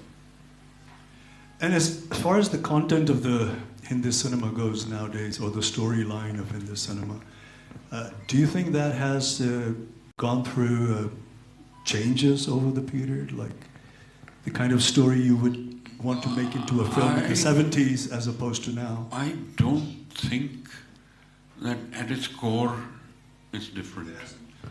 You see Dhurandhar today? Just the presentation has changed a lot. He's made a wonderful film, but he's used what we are talking about. He's used technology as well as the real thing, and he's made a wonderful combination. But it is all action and blood and gore, and it's been presented in a way that is palatable. And this is a bigger hit than just a family story or a. So this is how. So that is immutable truth. That's an unchanging truth over the years. The content of the story. Yes. The technology might help it to bring it into a different scale and different presentation. Absolutely. Yeah, but I guess cinema is all about human emotions and human expressions, and human emotions and expressions probably don't change. And they're people forever. feel the same way. Yeah, you don't. If you love someone, you love someone. It's not You're like angry at someone. You're angry at someone. And you're angry, absolutely. Whether you're a man at 70s or the man of today's age. Something will take you to that intolerable level. It's bound to. This is what I always felt, everything is changeable. Like over the years, place might change, cities might change, society might change, but the emotion remains intact, the way our great-grandfather felt when they were in love is the same kind of emotions that we feel today.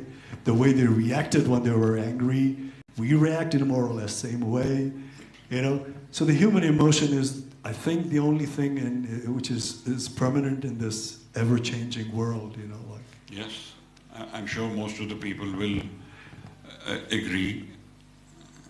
I have no problem with those who don't. I carry my convictions with myself, and as you would always do for yourself, and each one does for themselves. I think it's fair. From all this larger-than-life project, how did you get into television all of a sudden? Especially in those days. I mean, Bunyad was in Doordarshan, right? Yes. Before the cable television and multi-channel. Yes. So how did that come about? I mean, how was that transformation made? Actually, some of the DD officials at that time suggested to my father, because he had a good rapport with the government, and they said, we've launched this channel, but we need some good material on it. Can you think of something you can...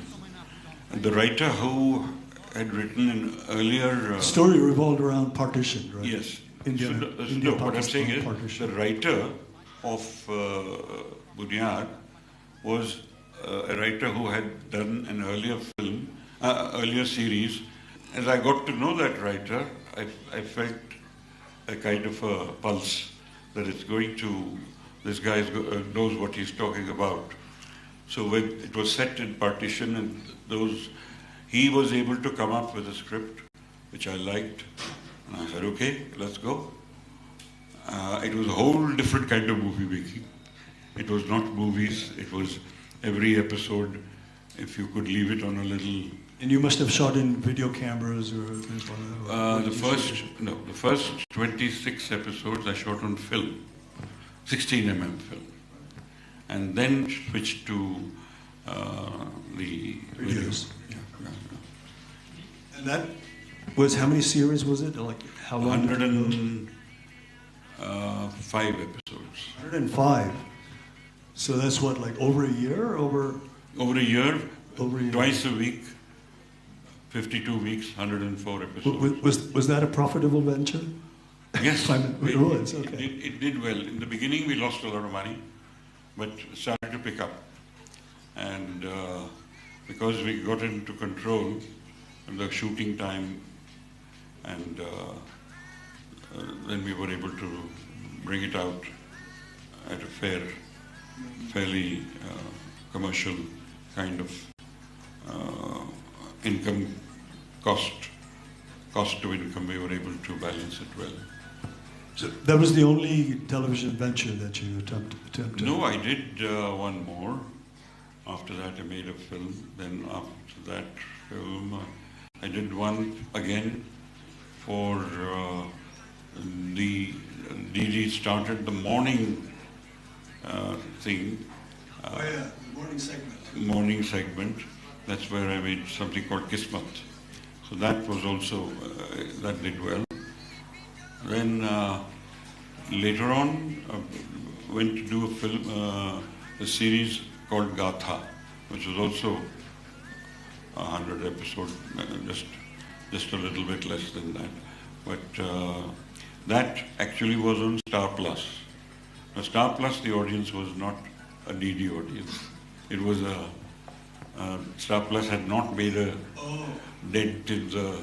So they were just coming in? Yes. Star Plus, okay. And that took the television industry a much higher. Then Star Plus, once the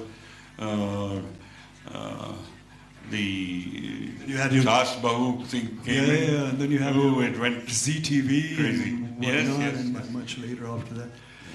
Before we part, Rameshji, I mean, we talked a lot about Sholay, but I would also like to talk about your other very, very popular film like Shahan, Shakti, Trishul. These are all yours, right? Not Trishul. Not Trishul. Shahan, Shakti, Sagar. Sagar, yeah, right, exactly, Sagar. Tell us about that.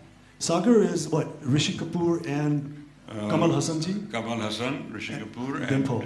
Yeah. That was a combination of that time as well, like getting Kamal Hassan from South, and then you have this lover boy image of Rishi Kapoor, and Dimple was she was taking a sabbatical, and you... Yeah, she did only one film first. You woke her up and brought her to the set. How did that come about? Again, we decided, because I like to do each film different from my previous film.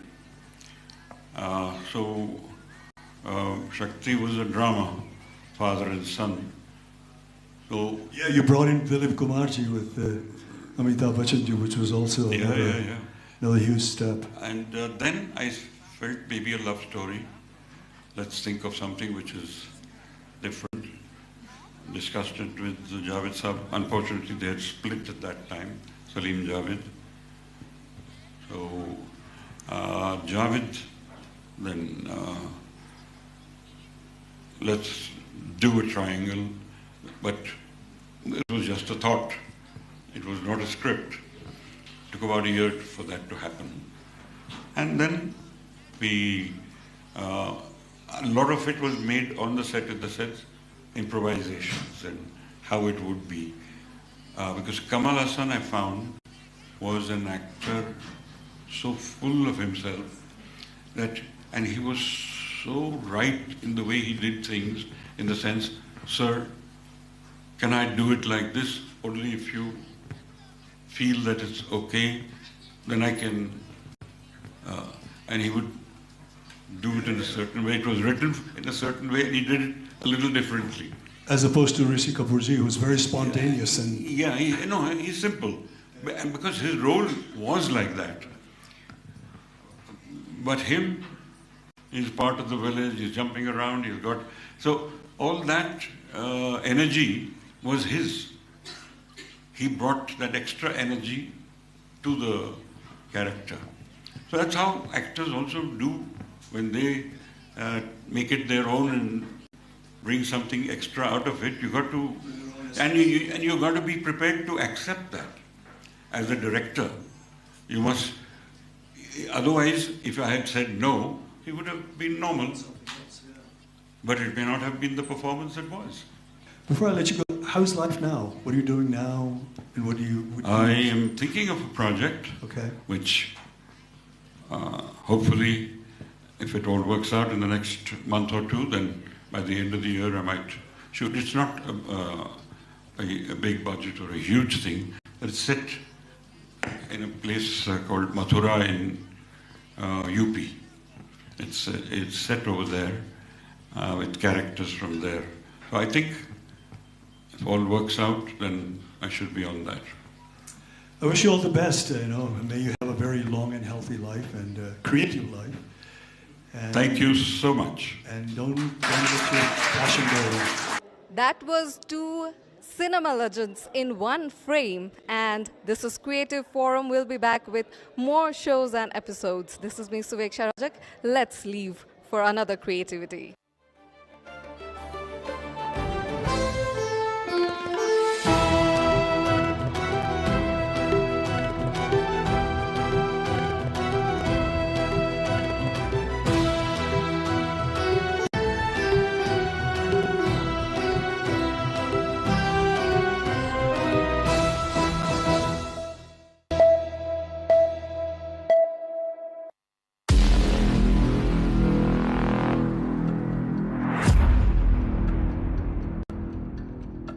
Shall we start now?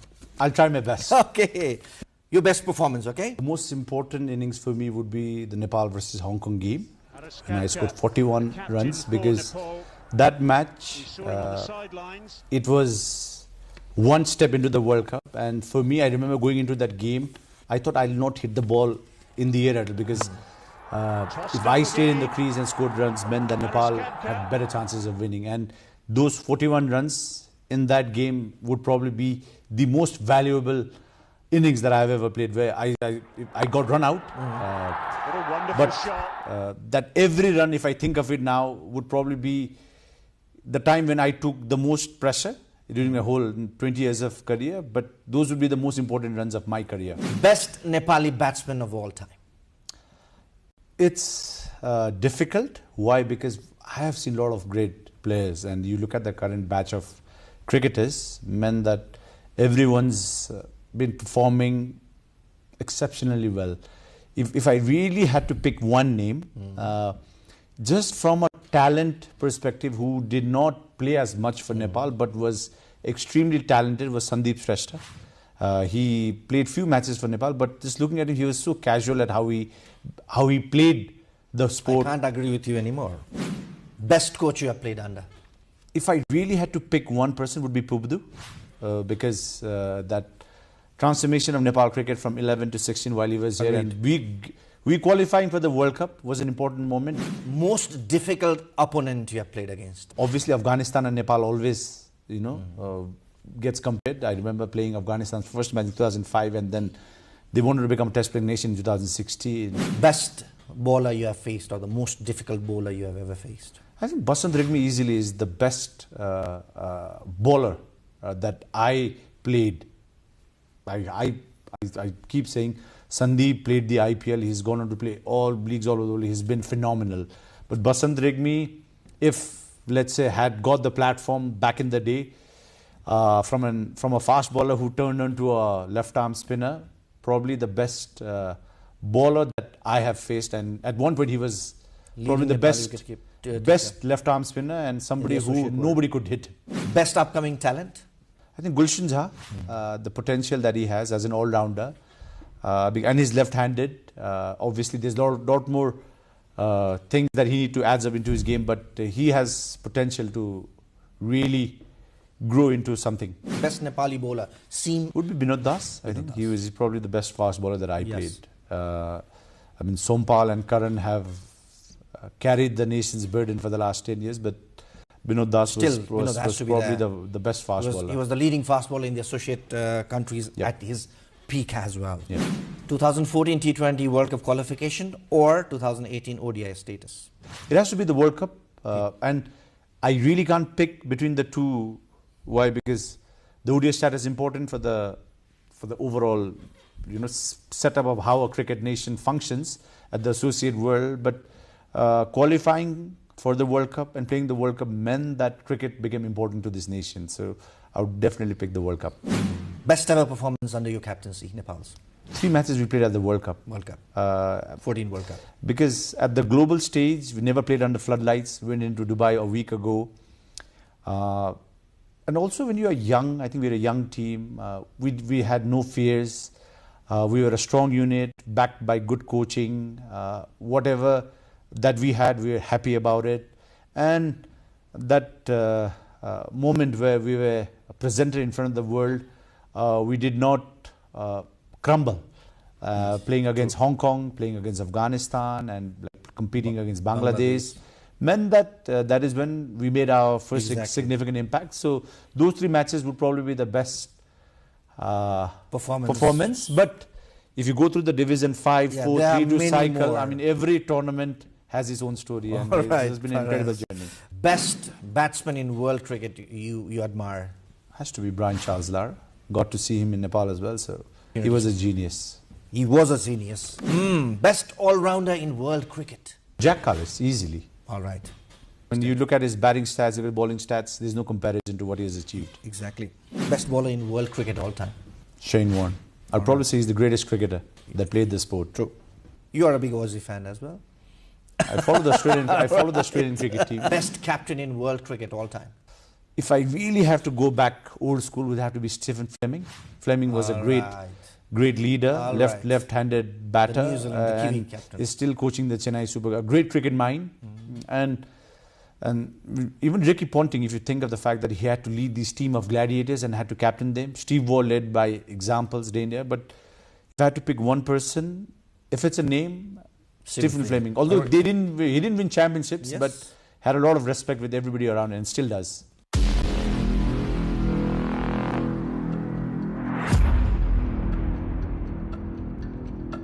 Paras, let's sit down now. Let's create Nepal's all-time 11, all formats. It's going to be difficult. It's going to be difficult. Let's try. Sandeep Shrestha is opening. Then you'd probably pick maybe Kushal Bhurtel.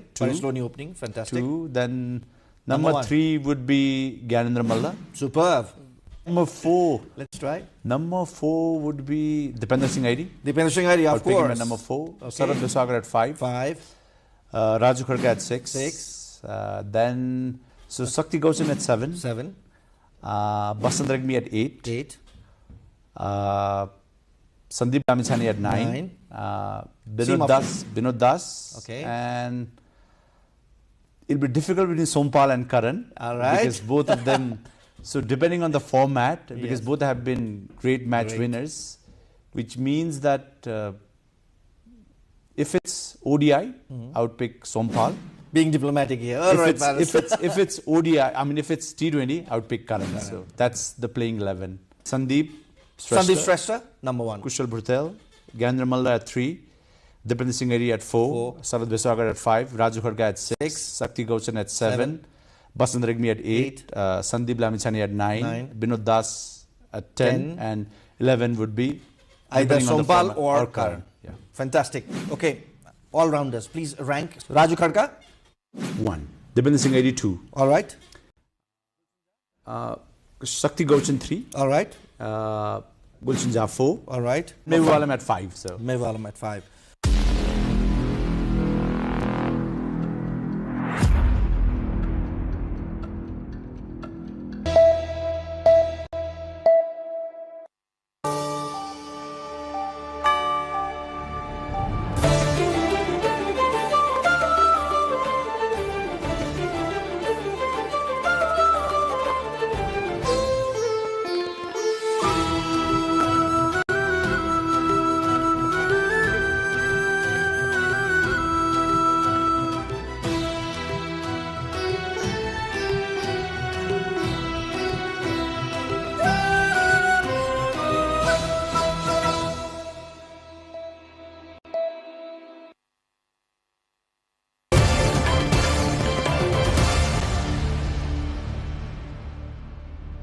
Ballots are being counted across 4 Indian states, West Bengal, Tamil Nadu, Kerala and Assam, along with the federal territory of Puducherry, as early trends point to significant political changes.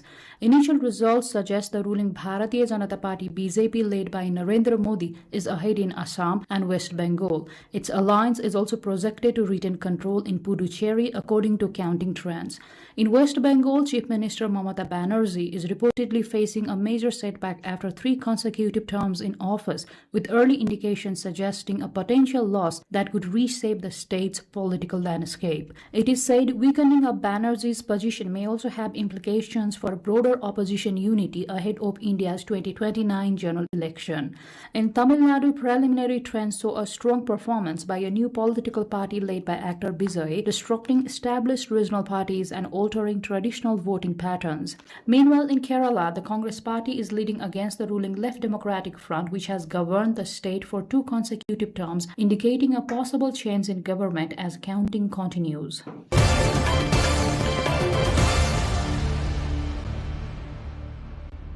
Iran said it had forced a United States warship to turn back from entering the Strait of Hormuz, but a U.S. official denied a report that it had been struck by Iranian missiles. Iran's Navy said it had prevented American Zionist warships from entering the Strait of Hormuz area by issuing a swift and decisive warning. Iran's semi-official Fars news agency said 2 missiles had hit the warship near the port of Jask at the southern entrance to the strait, where Iran's Navy has a base, but a senior U.S. official immediately denied the report. Iran had warned U.S. forces on Monday not to enter the strategic waterway after President Donald Trump said the United States would guide out ships stranded in the Persian Gulf by the U.S.-Israeli war on Iran. Trump gave few details of the plan to help ships and their crews that have been confined to the vital waterway and are running low on food and other supplies more than 2 months into the conflict. In response, Iran's Unified Command told commercial ships and oil tankers to refrain from any movement. Iran has blocked nearly all shipping into and out of the Gulf apart from its own since the start of the war, cutting off around 1/5 of the world's oil and gas shipments and sending oil prices soaring by 50% or more. U.S. Central Command CENTCOM, which for its part is blockading Iranian ports to put pressure on Tehran, said it would support the rescue effort with 15,000 military personnel and more than 100 land and sea-based aircraft plus warships and drones. The confrontation has also triggered wider concerns over energy security, with the Strait of Hormuz handling a significant share of global oil shipments, making it a critical choke point for international trade. Diplomatic efforts remain stalled as military posturing on both sides continues to heighten fears of further escalation in the region.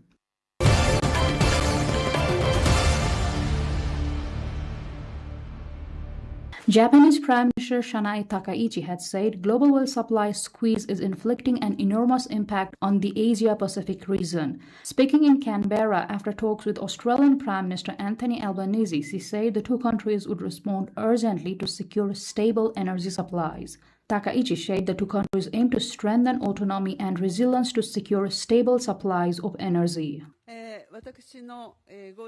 The effective closure of the Strait of Hormuz has been inflicting enormous impact on the Indo-Pacific. We affirm that Japan and Australia will closely communicate with each other in responding with a sense of urgency. We will advance efforts to strengthen autonomy and resilience indispensable in realizing the FOIP, to secure reciprocal stable supply of energy and to enhance critical mineral supply chain resilience. The 2 countries have agreed to deepen cooperation on energy and critical minerals as Takaichi met Albanese during her 3-day visit to Australia. Australian Prime Minister Albanese said that Australia and Japan are taking action to protect their economies from future economic shocks and uncertainty. It is thanks to the determination of our countries that we have been closer. That closeness has led to a series of new agreements reached today. These agreements are to the benefit of both of our people. For Australians, it will mean we are less vulnerable to global shocks like we are seeing right now because of conflict in the Middle East. Australia is the biggest supplier of liquefied natural gas to Japan, which in turn is a source for about 7% of Australia's diesel. The agreements to strengthen energy, food and critical minerals supply chains come after the two nations signed a landmark defense deal last month. Takaichi arrived in Australia from Vietnam, where she discussed energy and critical minerals and urged Southeast Asian nations to bolster regional supply chains.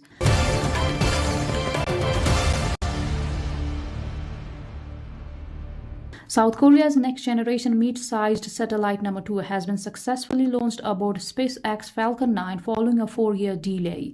The satellite lifted up at 3:59 p.m. Korea Standard Time on Monday and entered orbit approximately 75 minutes later after establishing communication with a ground station in Norway. Developed by a South Korean private company, the satellite's primary mission is Earth observation, including disaster monitoring such as wildfires and flooding.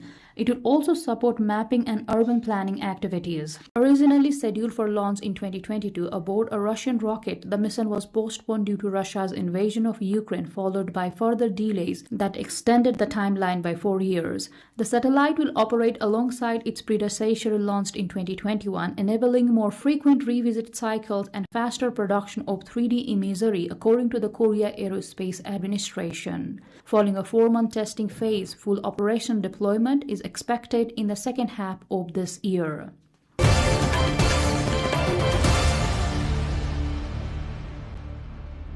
Four brothers in Turkey's Bursa are continuing their father's profession of making traditional wooden clogs known as takunya. Despite modern footwears dominating the market, they continue the production to preserve cultural heritage and craftsmanship. The Gunai brothers, who have been working in the family workshop since childhood, are among the last representatives of a centuries-old craft. Using beech wood for durability and health, they produce handmade clogs and send them across Turkey. Although demand is no longer as strong as in the past, the brothers say they will not give up the craft because it is their father's legacy. They emphasize that each pair of clogs is shaped entirely by hand using traditional techniques passed down through the generations. The Gunai brothers say their goal is to keep the wooden clog tradition alive for future generations.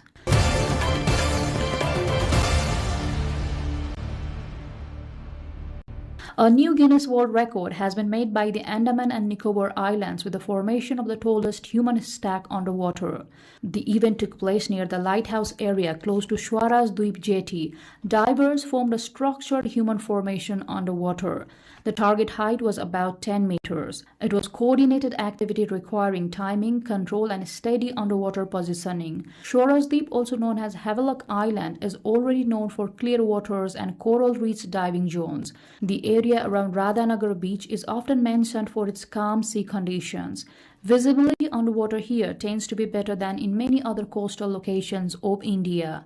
The lighthouse zone near the jetty is another active diving spot. It has deeper sections suitable for structured underwater activities like this. Tourism officials chose the location carefully based on safety and water conditions. Earlier, the island successfully created a Guinness World Record for the largest national flag unfurled underwater.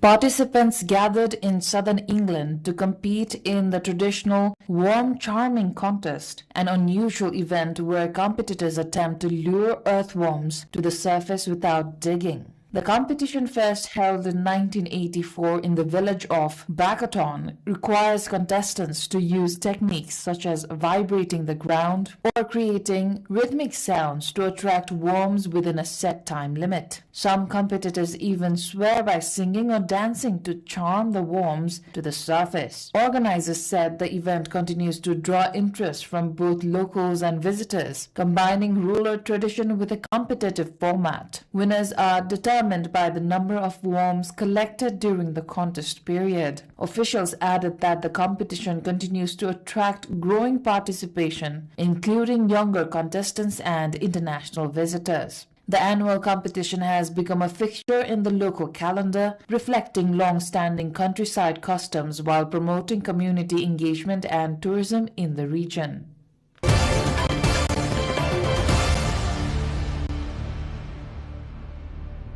folk performance in the ancient town of Xinzhou in the North China's Shaanxi province drew throngs of visitors on Friday, the first day of the 5-day May Day holiday. Actors in ethnic costumes staged traditional dances and drum shows against a backdrop of grey brick houses and tiled roofs, turning the streets into a lively open-air theatre. Intangible cultural heritage shows, ranging from the Manao dance, a traditional dance for the Jingpo people, the Dai ethnic dance, and Hongze Lake fishing drum, to local traditions, offered tourists an immersive experience that thrilled many. Beyond the performance, interactive activities, street parades, and trendy markets were available for visitors to enjoy their holidays. Xinzhou positions folk culture as a medium to attract tourists from across the country. Local authorities said cultural tourism has become a key driver for boosting the city's holiday economy. Organizers plan to expand similar heritage-based events to strengthen Xinzhou's tourism appeal year-round. Visitors praised the event for blending traditional culture with modern entertainment experiences.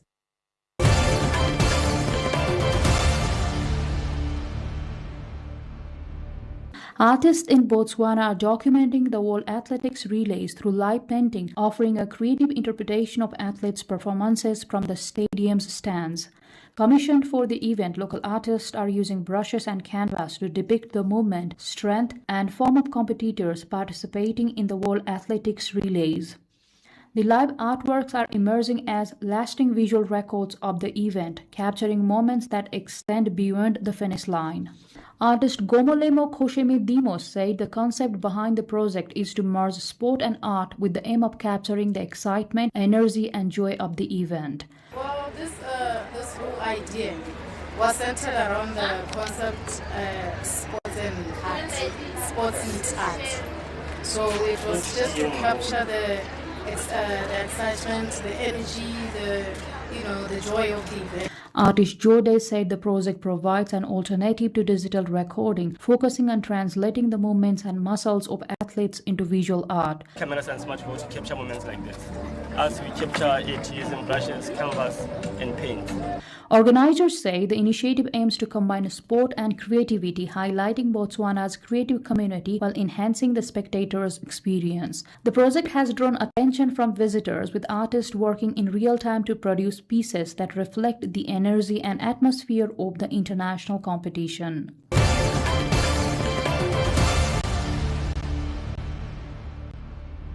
Spectators flock to a city in Niigata Prefecture to see bulls lock horns in traditional Japanese bullfighting. The event is designated as important intangible folk cultural property.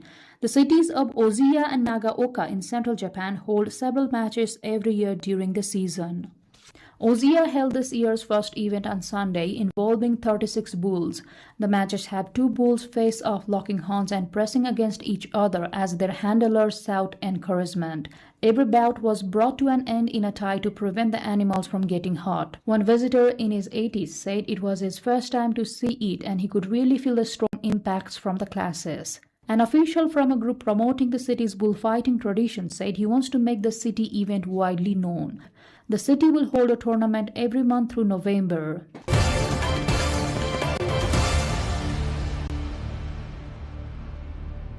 Across Vietnam, a new wave of cultural festivals and artistic performances is transforming the tourism landscape. These events, which now feature a larger scale and more professional production, are drawing significant attention from both local and international visitors, while also enhancing the overall tourism experience in the country. One of the standout examples of this cultural evolution is the Mystical Royal Palace program at the Imperial Citadel of Hue. This event, a modern and vivid interpretation of Vietnam's royal history, has become a major draw for tourists. Visitors are not only treated to dramatic reenactments of Vietnam's imperial past, but also participate in immersive activities like the Royal Banquet Night and the Imperial Cuisine Experience. Meanwhile, the Ha Long Carnival 2026 is offering a fresh and modern approach to cultural tourism. This event, with its lively street performances, dynamic circus acts, and vibrant dances, has become a massive hit for both locals and tourists. What sets the Ha Long Kong Carnival apart is its ability to fuse the traditions of local ethnic communities with modern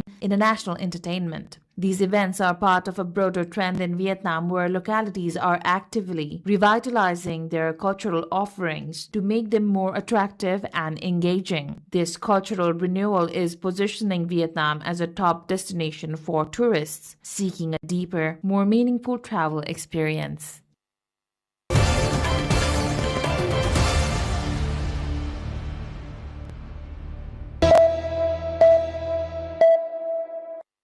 आँखामा हेर यो महो तिम्रो शक्ति मेरो आत्मा the golden light that starts to glow the quiet peace that helps you grow this power comes from deep inside a rising never ending tide this is me this is my soul ma make my spirit whole not only the female perspective as a man हामी आफैले चाहिँ आफ्नो त्यो एउटा चाहिँ त्यो एउटा चाहिँ म भन्ने शक्ति एउटा चाहिँ हामीले आफैले बुझेर त्यो मनन गरेर चाहिँ काम गर्नुपर्छ जस्तो लाग्छ Her works more says about the inner emotions and psychological world of the woman through a lot of imagery and a symbol like a third eye. Pain has to support art, otherwise art is not seen and known by others. It feels like women are the universe and they are the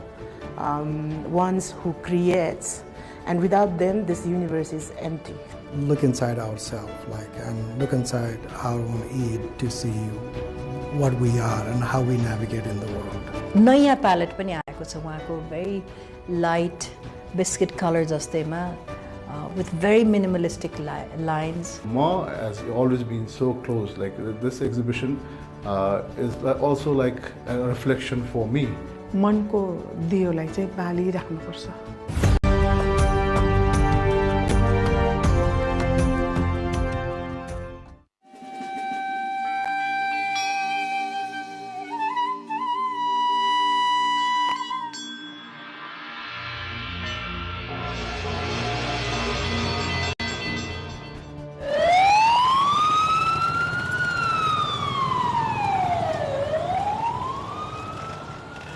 Darbar Marg. It is the pulse of our city, loud, fast, and constantly moving. But just a few steps away, behind these doors at 108 Art Gallery, the world changes. The noise of the street fades into a profound golden silence.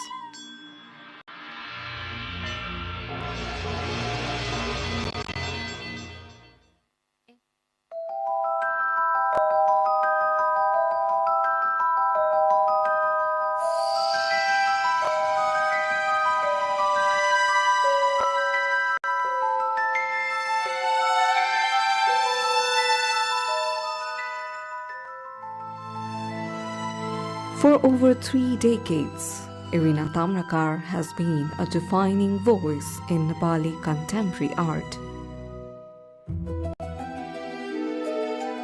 Known globally for her Third Eye series, she now pivots inward. Welcome to Creative Forum. Today we explore Ma, myself, that me within us.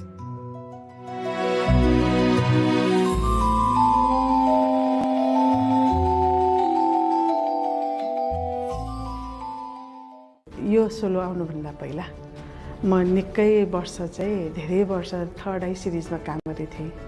Third आईमा चाहिँ कलरहरू पनि different थियो, अलिकति पावरमा women's power भनेर हामी महिलाहरूको power, young केटीहरूको power, त्यही हिसाबले चाहिँ मैले धेरैवटा पावरको हिसाबले चाहिँ शक्ति चाहियो क्या हामी महिलालाई होइन. त्यही हिसाबले शक्तिको आधारमा मैले रातो कलरहरू चाहिँ हामी नेपाली कल्चर हिसाबले पनि शक्ति नै हो, टिकाहरू लाउँछौँ. त्यो कन्सेप्टमा धेरै वर्ष काम गरिसकेपछि तेस्रो नेत्र हामी महिलालाई चाहिन्छ क्या होइन. हामी एवेर हुनुपर्छ, समाजमा हामी फाइट गर्नुपर्छ, समाजमा हामी आफ्नो हिसाबले अघि बढ्न सक्नुपर्छ भन्ने कन्सेप्टले म अघि बढेको थिएँ. मैले त्यो कन्सेप्टमा पेन्टिङ गरेँ. अनि अहिले आएर चाहिँ थर्ड आईभित्र पनि मलाई अब अझ खोजी गर्न मन लाग्यो हैन म भनेर चाहिँ फिल आइसकेपछि मैले म किन नराख्ने अब यसमा थर्ड आईको बिचमा भनेर अनि देवनागरीलाई मलाई चाहिँ होइन कि अलिकति रचना लिपि नेपाल प्रचलित लिपि त्यसलाई चाहिँ मको रूपमा त्यति फरक त छैन तर अलिअलि फरकको हिसाबले चाहिँ म राखेको हो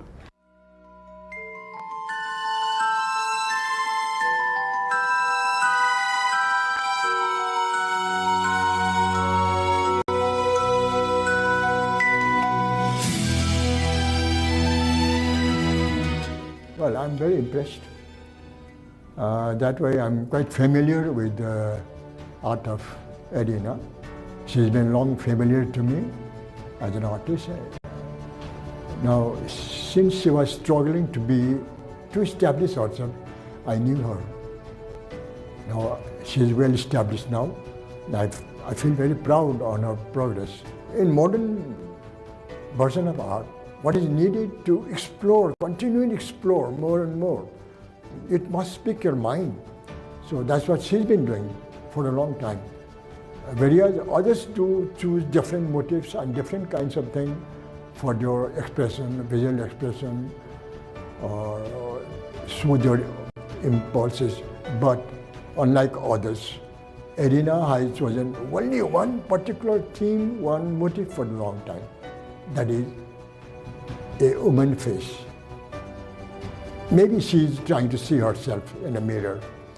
And this is very unique. Let me tell you very frankly, this is very unique. Now I thought, how could one explore on one particular motif for a long, long time? But she did well.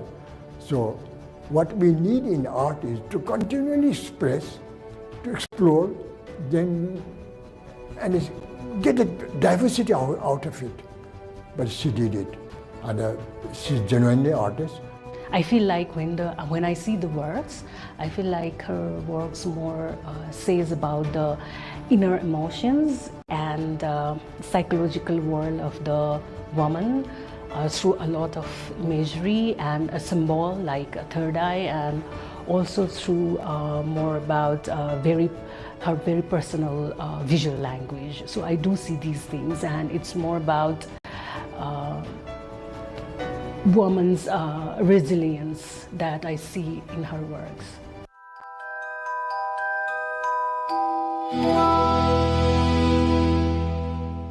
This transition isn't just thematic, it's a shift in energy. If you dive deeply on her works, you'll notice the dots and the aesthetic parts of her work and the colors she plays with, along with the motifs of women. They all are very attractive. At the same time, she gives the message that women are powerful. Women have the courage, women have the strength to do whatever they need to do. And moreover, she focuses on the feminine aspect as a universe. Like if you focus on a painting, there are so many dots, right? So those each, if you stand still and look at her work for some time, you will feel those dots are the universe. And the female she paints on the canvas, it feels like women are the universe and they are the ones who creates, and without them this universe is empty. हेर्दाखेरि looks bubble तर त्यो light हो के हामीले लाइटलाई परको लाइटलाई हेर्यो भने अलि blood हुन्छ नि धमिलो किसिमले शार्प देखिन्न त्यो लाइटको सिम्बल चाहिँ त्यही हो अनि किन यसरी भयो भन्दाखेरि मलाई देखाउनु छ कि हामी कोही पनि सबैजनाले चाहिँ मनको दियोलाई चाहिँ बालिराख्नुपर्छ हैन मनमा नदेखिने बत्ती त देखिन्न मनको बत्ती त्यसमा धागो पनि देखिन्न तेल पनि देखिन्न त्यसैले हामीले चाहिँ के गर्नुपर्छ भन्दा मनको दियो बालिराख्नलाई हामीले तेल थपिरहनु पर्यो धागो चाहिँ थपिरहनु पर्यो सारिरहनु पर्यो भन्ने कन्सेप्टले चाहिँ अब त्यो चीजलाई कसरी देखाउने हैन त्यो कन्सेप्टले चाहिँ मैले अनि त्यो बत्तीलाई सिम्बोलिक गरेर त्यो बत्ती भनेको मनको बत्ती हो है आँखा चिम्लिरहेछ नि हैन खोलि पनि रहेछ त्यो मनको बत्ती चाहिँ यसरी बत्ती भनेर देखाउन खोजेको मेरो कन्सेप्टमा चाहिँ अब हरेक किसिमबाट त्यो तल माथि तल हैन उठेको जस्तो बबल्स कलरफुल बबल्स जस्तो त्यो चाहिँ त्यसरी देखाउनु खोजे अब ठ्याक्कै देखायो भने फेरि पेन्टिङमा टेक्निकली नमिल्न सक्छ नि त कसरी उज्यालो बनाउने भन्ने कुरा हुन्छ यो चाहिँ अलिकति फ्यान्टेसीसँग पनि कनेक्टेड गरिकन One painting that really struck me was a painting of Mother Earth, where Erina ji has portrayed Mother Earth in a form of a Nepali lady with the elements of earth, like fish, animals, forest. But we cannot see the actual eyes or the features of human feature. But it still gives the vibe of the earthy feeling that the painting is trying to show. So that is, I think, very interesting of Erina ji to actually portray Mother Earth in form of her own style.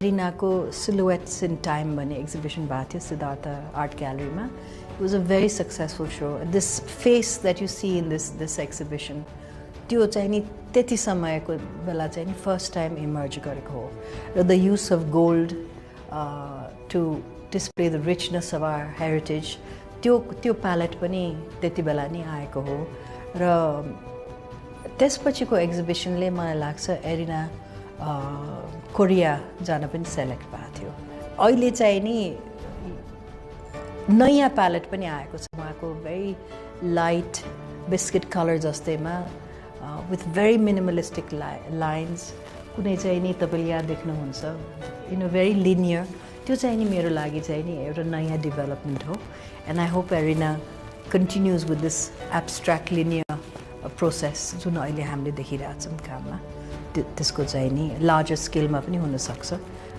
I look forward to sing those works to I think most of the thing that I praise about the exhibition here is not only this exhibition but Erina Didi's the way she plays with the color is fabulous and the way she brings out that inner emotions of the female, that is also tremendous. So these are the things I really get inspired by her works, and also not only about the work but as an artist, the dedication, the sincerity, the passion and the humility I really admired of her.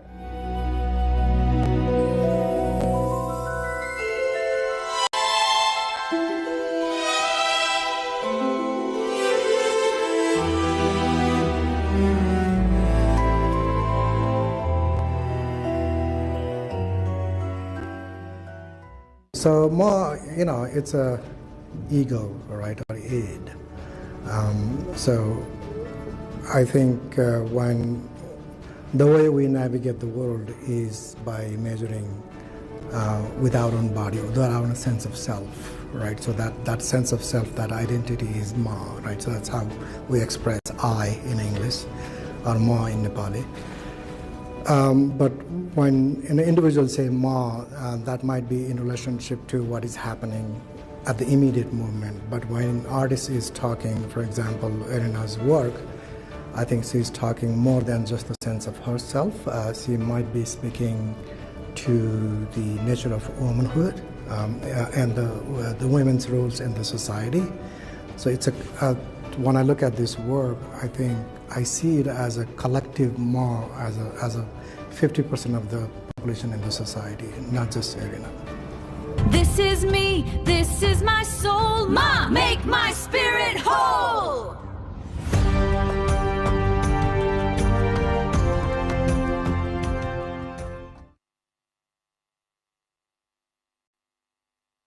अहिलेको recent यो जुन म सिरिजमा चाहिँ नि मलाई लाग्छ it's about her एउटा expression हो होइन एउटा फिमेल फर्म छ सो फिमेल क्यारेक्टर त्यसमा पनि more like more focus on the faces होइन फिमेल फेसेसहरू छ अनि त्यसमा पनि अलिकति एउटा एग्रेसिभ फिलिङ्सहरू छ यसपालि चाहिँ नि So aggressive in a sense like अहिलेको जुन अहिले समाजमा जुन घटिरहेको घटनाहरू छ त्यसैलाई अलिकति बेस लिएर चाहिँ नि एरियनले काम गरेको छ यसपालि चाहिँ So especially अब भन्नुपर्दा म series is based on her own expression on like identity हैन त्यसमा बेस भएर काम गरिरहेछ So she has explore कलरमा पनि अलिकति डार्कनेस अफ कलर चाहिँ युज गर्नुभएको छ म सिरिजमा सो प्रायः चाहिँ नि कलर्सहरू चाहिँ नि ग्रे ब्ल्याक त्यसमा पनि फेरि गोल्डन कलर चाहिँ मिक्स गर्नुभएको छ that's a very strong colour चाहिँ मलाई लाग्छ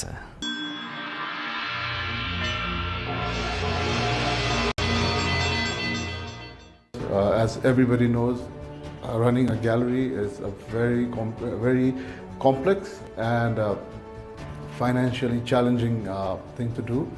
But still, like my history, my family history, we've always been into art. For like now, regarding my own business, it's been running for more than 40 to 50 years and still running. So this is a small diversification from being an art shop and then to an art gallery. So it's two different streams, but the objective is still one, promoting Nepalese art. It's still a challenge that to get proper quality buyers, especially in the Nepalese market. And it's a very niche market in Nepal. We've got very handful people who actually are investing in art. So yeah, that's one of the major problems, because that's a problem for the lack of buyers that we have in Nepal. Giving artists the space that they require to show their artwork. And it's not just one specific artwork that we are promoting. So here in 108, we give a platform to all the different art and artists. So this is a major step that we as a gallery are taking. And we are also trying to promote artist merchandise, where the buyer can actually have the essence of the original artwork, but in a cheaper form, whether it be prints. Like we've tried a couple of things like making puzzles out of the original artwork, where we pay good royalty to the artist. And then in a gallery, we've got our certain commission, and then the buyer also gets a genuine piece in return.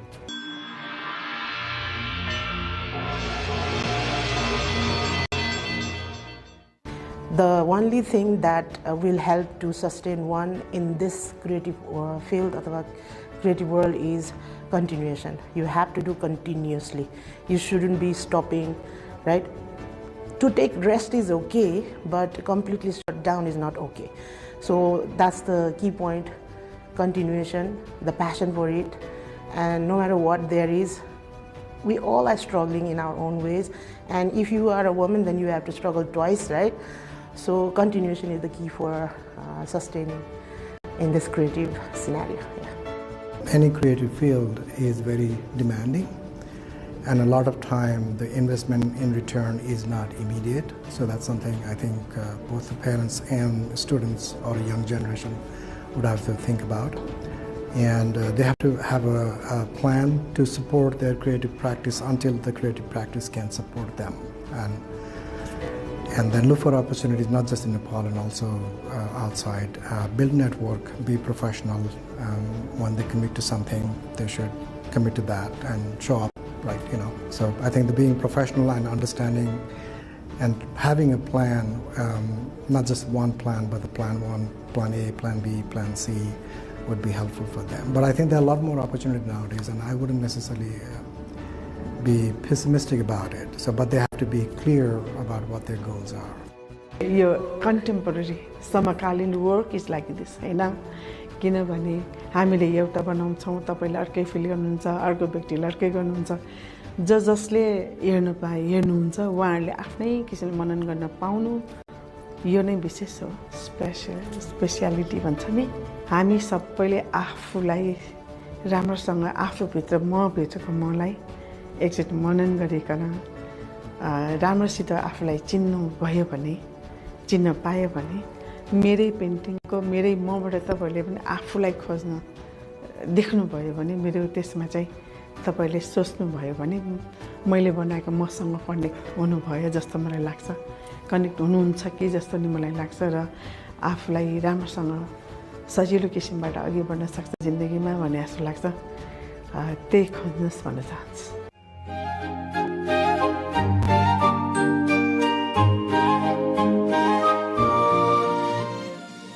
This was Irina Tamrakar's More Myself. We hope you were near to finding that more in you from today's episode of Creative Forum. The golden light that starts to glow, the quiet peace that helps you grow. This power comes from deep inside, a rising, never-ending tide. This is me, this is my soul. Ma, make my spirit whole.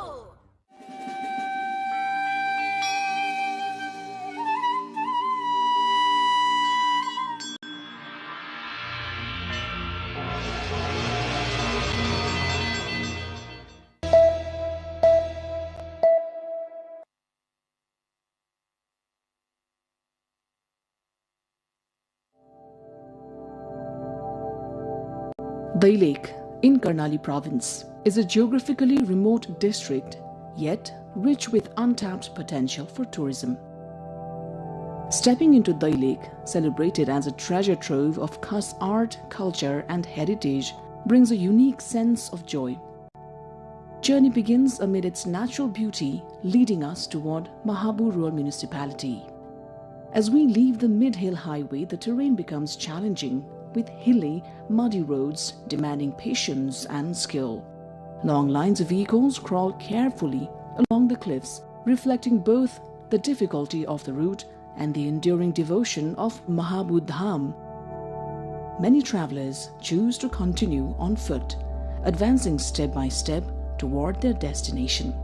Passing through Channa, Dasarathi, Pokharbans, Bhavsaini, Noli and Unipata, pilgrims ascend the slopes toward Lisne before finally reaching Mahabu Patan. Pilgrims from Dai Lake and nearby districts often arrive late at night, having begun their journey the previous day. The path to Mahabu Dham is thrilling, adventurous and breathtaking, made even more dramatic by the steady rain, drifting fog and steep inclines. Yet the journey itself feels uniquely rewarding.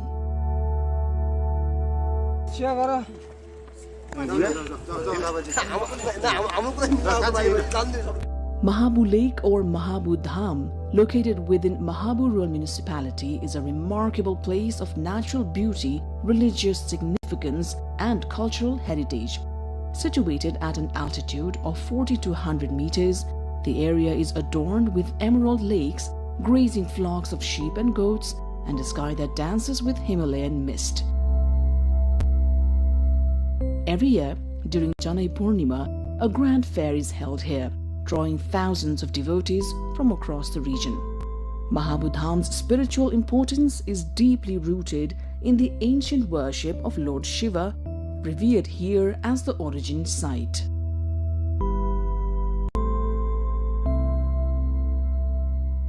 From Mahabu Lake, visitors can enjoy magnificent views of Api and Saipal Himal, and on clear days, even the plains of Bardia. Given its religious importance and natural splendor, Mahabu Dham holds immense potential as a religious tourism destination. Improving the rough, narrow access roads is essential for supporting this growth.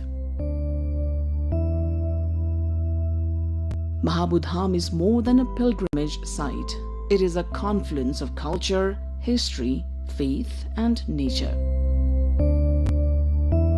To truly appreciate its significance, one must visit Mahabu Lake at least once, immerse oneself in its natural beauty, and experience the serene environment that leaves a lasting impression.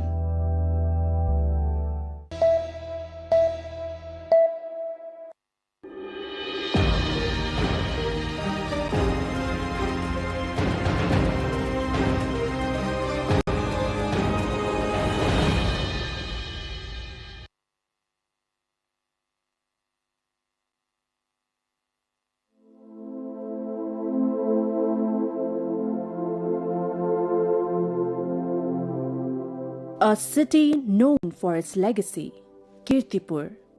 Locals also call it Kipu in their own dialect.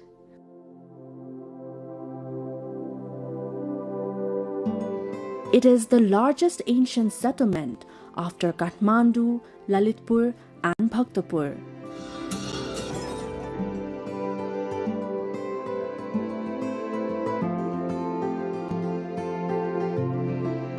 The city still has an impressive Malla era neighborhood.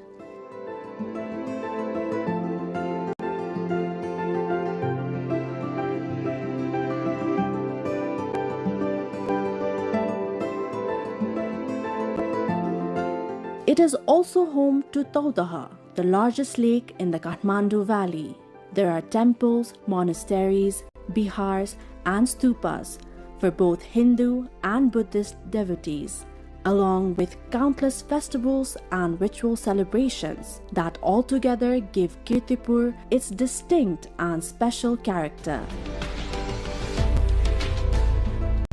With its ancient Newar settlements, this place is a beautiful convergence of Newar culture and heritage.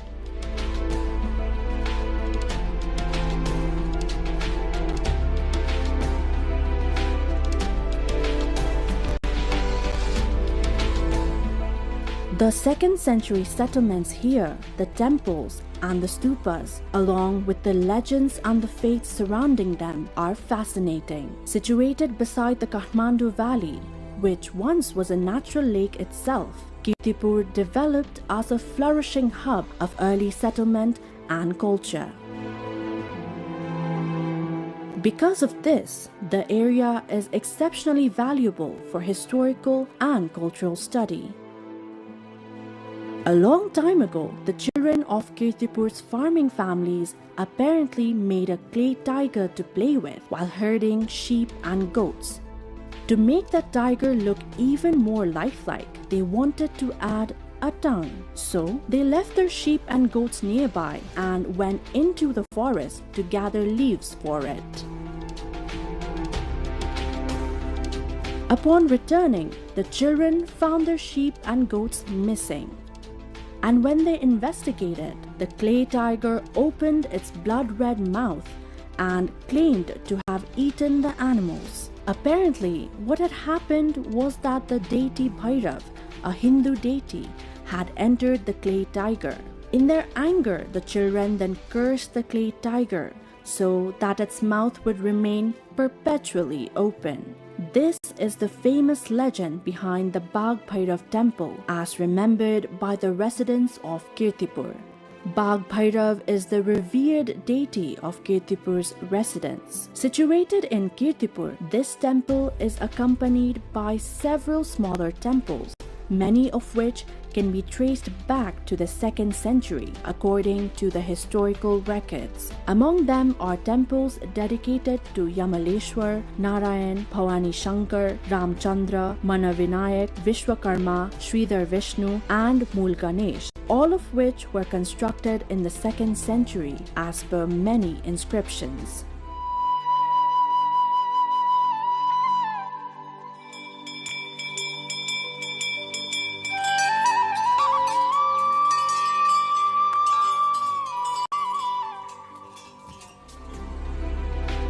The historical records mention that the Bagh Bhairav temple, originally made by Shivadev, was again renovated in the 16th century by Jagatpal Varma into a 3-tiered pagoda style. This makes the temple a central attraction of Kirtipur.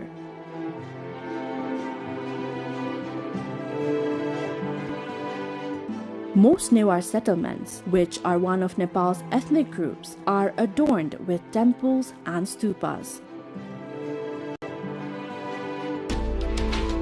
So Kirtipur is home to countless temples and stupas as well, too many to count by hand. The Uma Maheshwar temple here is located at the highest point in Kirtipur. From here, one can take in panoramic views of the entire Kathmandu Valley. Swayambhu, an ancient Buddhist stupa, is clearly visible from this vantage point. It is said that the temple's elevation is roughly the same as that of Swayambhu's. On clear days, the world's highest peak, Mount Everest, can also be seen from here. Uma Maheshwar, representing the Hindu deities of Shiva and Parvati in another form, is considered a symbol of family happiness and love. The temple's tiered roofs, its design, the surrounding houses, and the views are not only beautiful but also reflect its historical significance. It is an excellent place to explore and spend an entire day.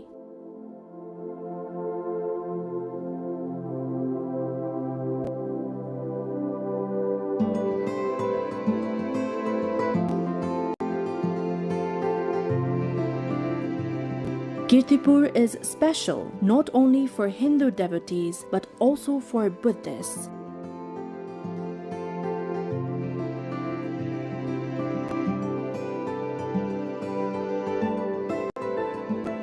Its stupas and bihars are ideal for the study, research, and promotion of Buddhism.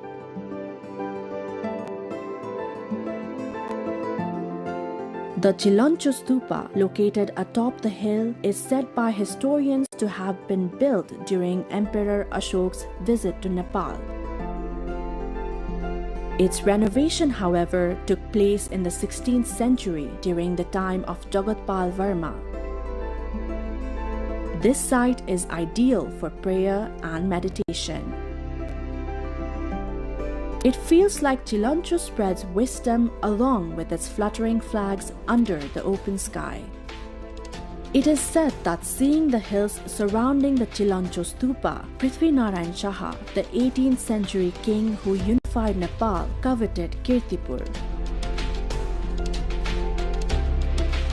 His attempts to capture Kirtipur, intended to make conquering Kathmandu, Bhaktapur and Patan easier, only succeeded on the third try.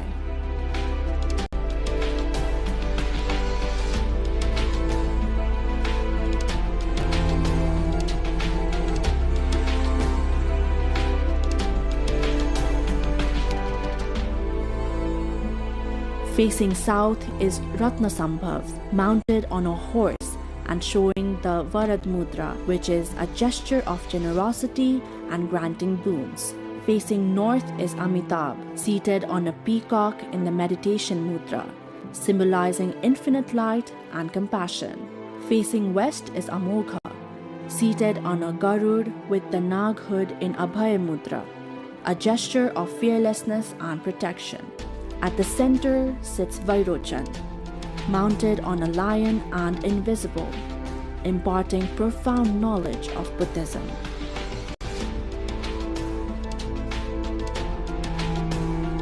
The presence of these 5 Buddhas is believed to guide those who have lost their way, whether it is in spiritual seeking or in travel. The stupas, vajras, and stone statues here are enchanting, capable of captivating visitors for hours.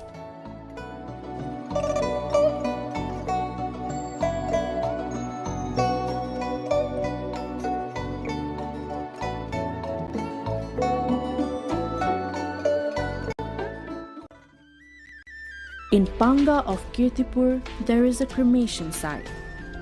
The deceased of the Panga community are cremated here, but this place is different from others. According to local tradition, one cannot stay behind after setting the body on fire.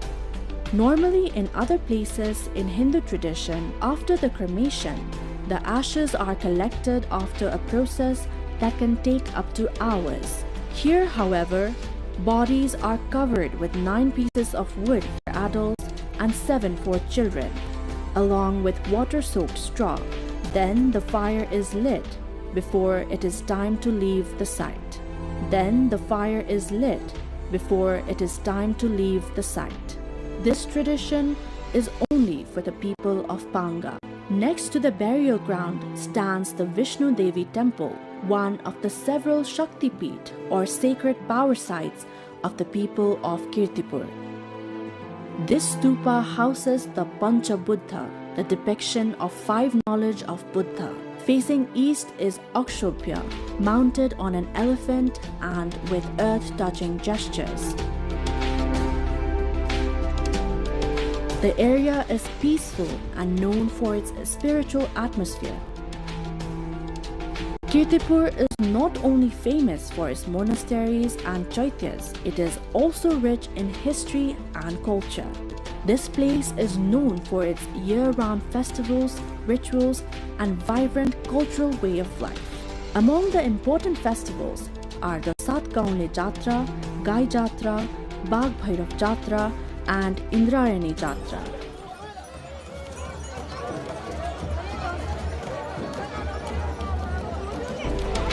On the day of Gai Jatra, a special dance is performed here. The Dhya Dhya Papa dance, also called Kathmar, is a ceremonial performance where dancers in unique costumes move to traditional music. It is an integral part of Kirtipur's cultural identity.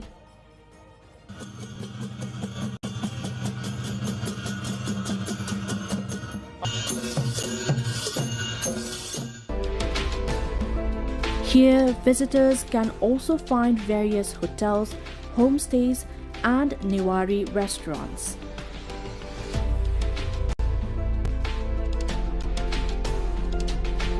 The Newari-style houses and pathways decorated with traditional materials are truly captivating, and the popular Newari restaurants, which draw people from all around, are plentiful. A beautiful example of Newari culture is Newari food, which include famous dishes like bara, yomari, and samay bhaji. And visitors relish these dishes with great enjoyment.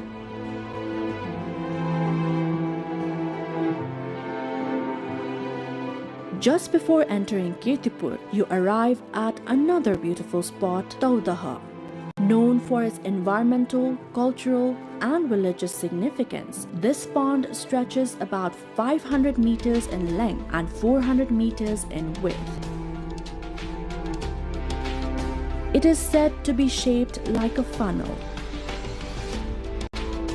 Believed to be dwelling place of Karkotak Nag, a serpent king in Hindu-Buddhist mythology.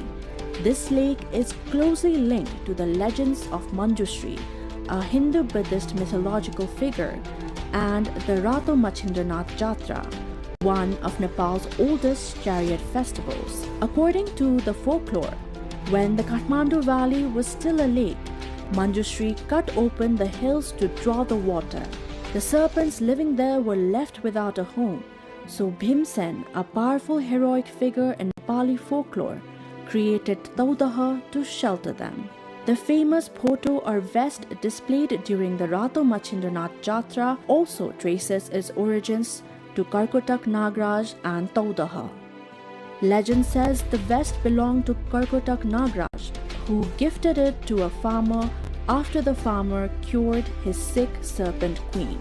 When the farmer later lost the vest, the dispute over who truly owned it became the story behind the festival where the vest is displayed.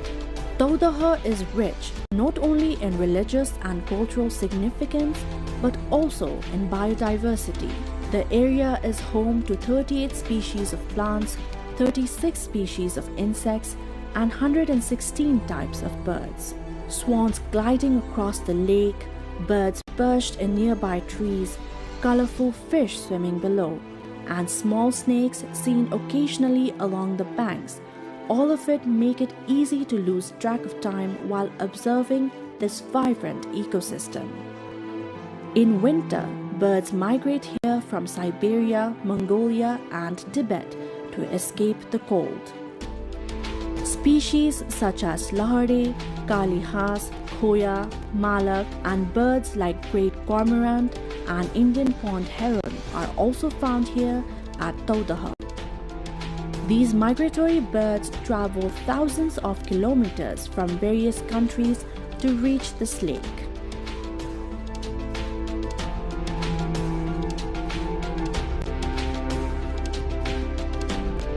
As a wetland area, Taudaha hosts water, land, vegetation, aquatic animals, amphibians, and other wildlife all in one place. For this reason, the lake attracts everyone from casual tourists to students conducting research. As tourist numbers increase, so have vendors selling fish feed around Taudaha. These traders who stay around the lake from morning to evening occasionally also encounter snakes. But believing the snakes to represent Karkotak Nagraj, the traders drive them away by just burning incense. Just before reaching Taudaha, Chobar is a unique tourist spot in Kirtipur.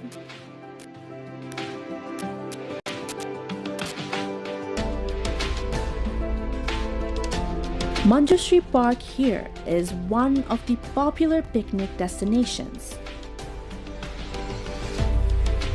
The cave, Chobar Gorge, Suspension Bridge, Jalvinayak Temple, and Adinath Lokeshwar Temple are all must-visit sites.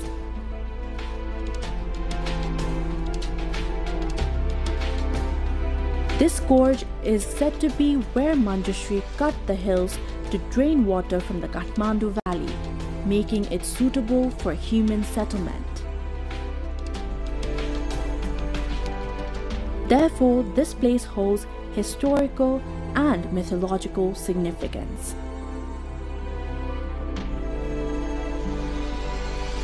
Jalvinayak Temple is located along the Bagmati River.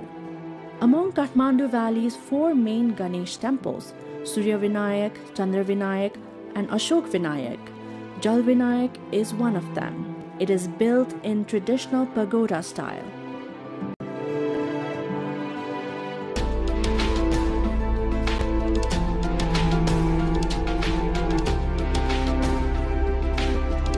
Toran or archways, Tudal or roof struts, and Gajur or pinnacles enhance its architectural beauty. So this temple is significant both for religious faith and for historical and architectural value.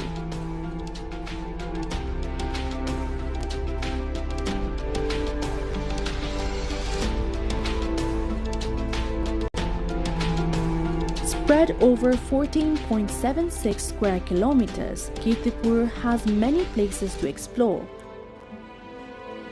which cannot be fully visited in a single day. Its heritage, lifestyle, and festivals are all unique. To guide tourists before visiting, a tourist information and service center has been established.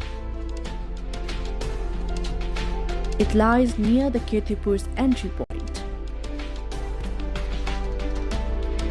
This center provides information about major tourist attractions and helps make the visit easier. Exploring Kirtipur's historical, religious, cultural, and natural sites is incredibly enchanting. These sites are witnesses to history. For research and study, visiting Kirtipur is essential.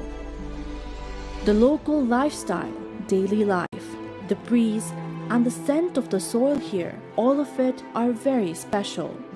In modern times, as ancient civilizations threaten to vanish,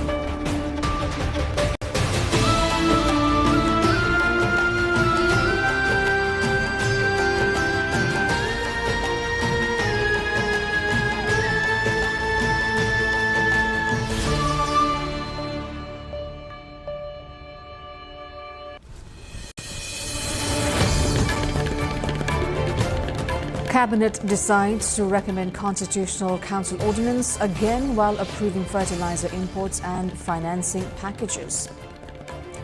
Prime Minister vows transparency and urgent action to ensure safe, dignified and permanent housing for landless amid ongoing reform drive.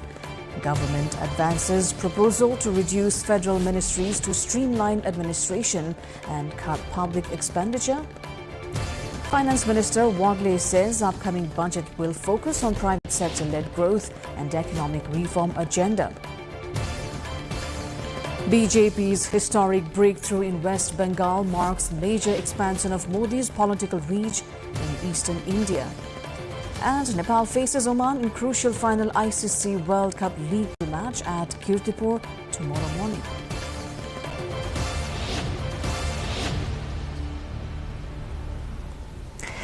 Good evening, I'm Sarah Sapsanama Rai and this is NTV World News Hour coming to you live from Kathmandu at 2200 hours Nepal time. Now the news in detail. A meeting of the Ministerial Cabinet has decided to re-recommend in fact, a controversial Constitutional Council ordinance to the President after it was earlier returned for reconsideration. Government spokesperson and Education Minister Sashmit Pokhrel said the revised ordinance will again be submitted, signalling the administration's intent to push ahead despite procedural concerns. परम्परागत बोइलरलाई electronic बोइलरले प्रतिस्थापन गर्न उद्योगहरूलाई कर्जा उपलब्ध गराउन र वायु गुणस्तर मापन क्षमता बढाउने प्रयोजनका लागि विश्व बैंकबाट प्राप्त हुने 52 मिलियन अमेरिकी डलर बराबरको सहुलियतपूर्ण ऋण तथा 5 मिलियन अमेरिकी डलर बराबरको अनुदान स्वीकार गर्ने। अर्को कृषि तथा पशुपन्छी विकास मन्त्रालयबाट छ। भारतसँग G2G माध्यमबाट 60,000 मेट्रिक टन युरिया र 20,000 मेट्रिक टन डीएपी मल खरिद गर्न कृषि सामग्री कम्पनी लिमिटेडलाई सैद्धान्तिक स्वीकृति प्रदान गर्ने। अर्को शहरी विकास मन्त्रालयबाट छ। संसद भवन परिसरमा प्रवेश लगायतको विषय समावेश गरिएको सिंहदरबार परिसरको परिमार्जित गुरी योजना स्वीकृत गर्ने। अर्को संवैधानिक परिषद पहिलो संशोधन अध्यादेश 2083 सम्मानीय राष्ट्रपतिज्यूबाट पुनर्विचारको लागि फिर्ता भएकोमा उक्त अध्यादेश जारी गर्न सम्मानीय राष्ट्रपति समक्ष पुनः सिफारिस गर्ने। The Cabinet also approved in principle procurement of 60,000 metric tons of urea and 20,000 metric tons of DAP fertilizer from India under a government-to-government arrangement. In a parallel move, Nepal will accept concessional financing from World Bank worth $52 million in loans and $5 million in grants to modernize industrial boilers and improve air quality monitoring. The meeting further endorsed a revised master plan for Singadarwar complex, including regulated access to the federal parliament premises. Prime Minister Balendra Shah has said the government is moving toward a structured and transparent solution to address the long-standing issue of landless citizens. In a statement posted on social media, the Prime Minister emphasized authorities are identifying the real conditions of landless communities and will ensure safe relocation for those living in high-risk and informal settlements. The Prime Minister said decisions will be guided by recommendations from relevant commissions and verified data as the government works to guarantee secure, dignified and permanent housing for all affected citizens. Shah also noted that legal barriers under existing land laws have been removed through ordinance, enabling the creation of a digital registry to accurately document and verify landless households. The Prime Minister further addressed concerns over ongoing management of river banks and public land in Kathmandu Valley, where encroachment has been identified. The Premier warned against misinformation and attempts to create fear among vulnerable communities, stressing that the government's actions are aimed at upholding constitutional housing rights, not forced displacement. The general public have been urged to remain calm and avoid spreading unverified information.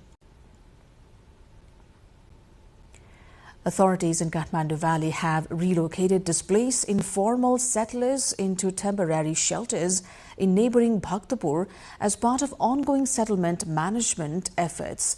According to District Administration Office, families have been housed at facilities in Changu Narayan and Madhyapur Thimi municipalities, including training centers operated by Nepal Electricity Authority.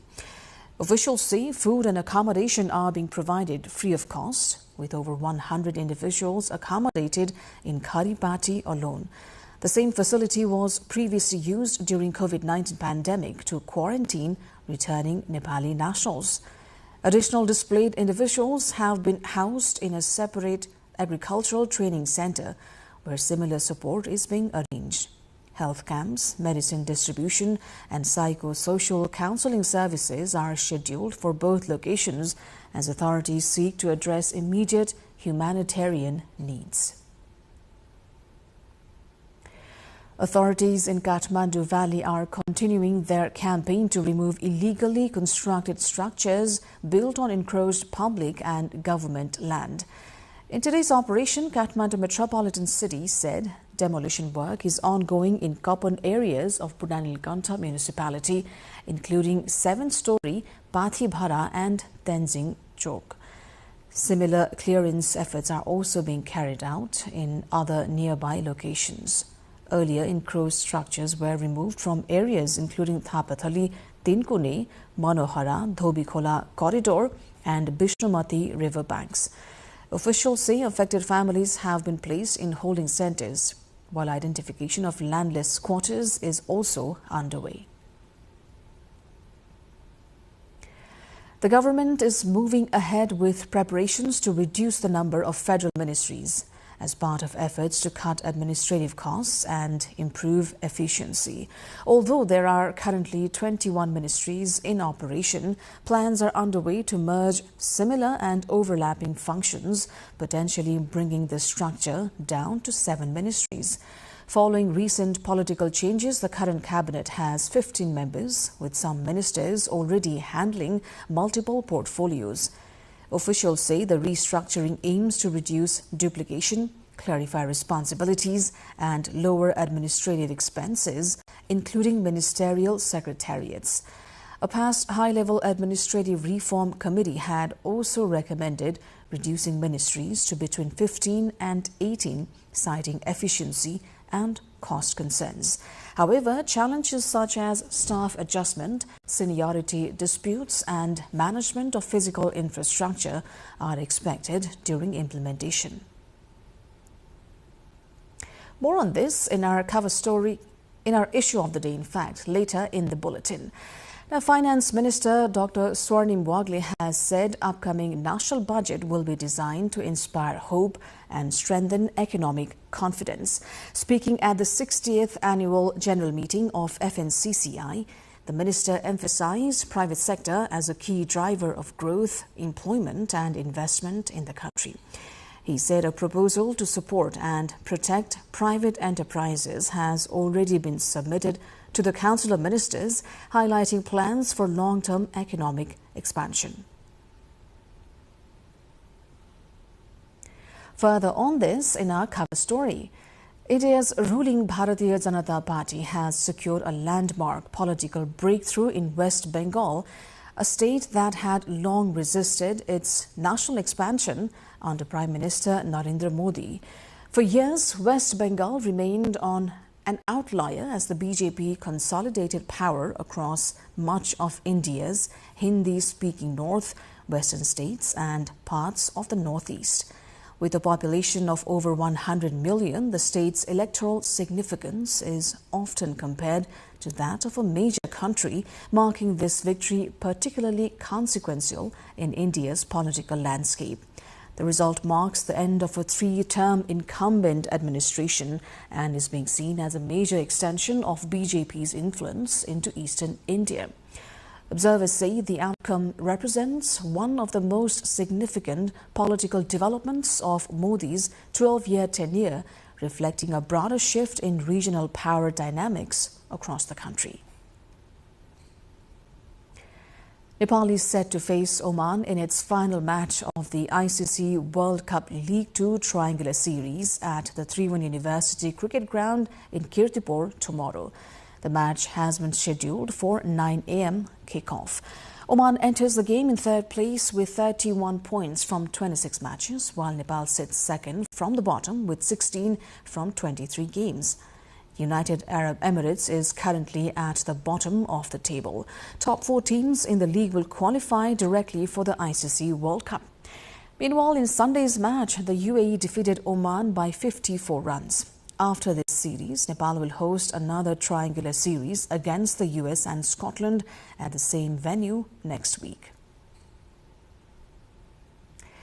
Now, after the break, we look at a major administrative shake-up as the government moves to restructure the federal cabinet, aiming to streamline governance and curb long-standing concerns over oversized ministries. Stay with us.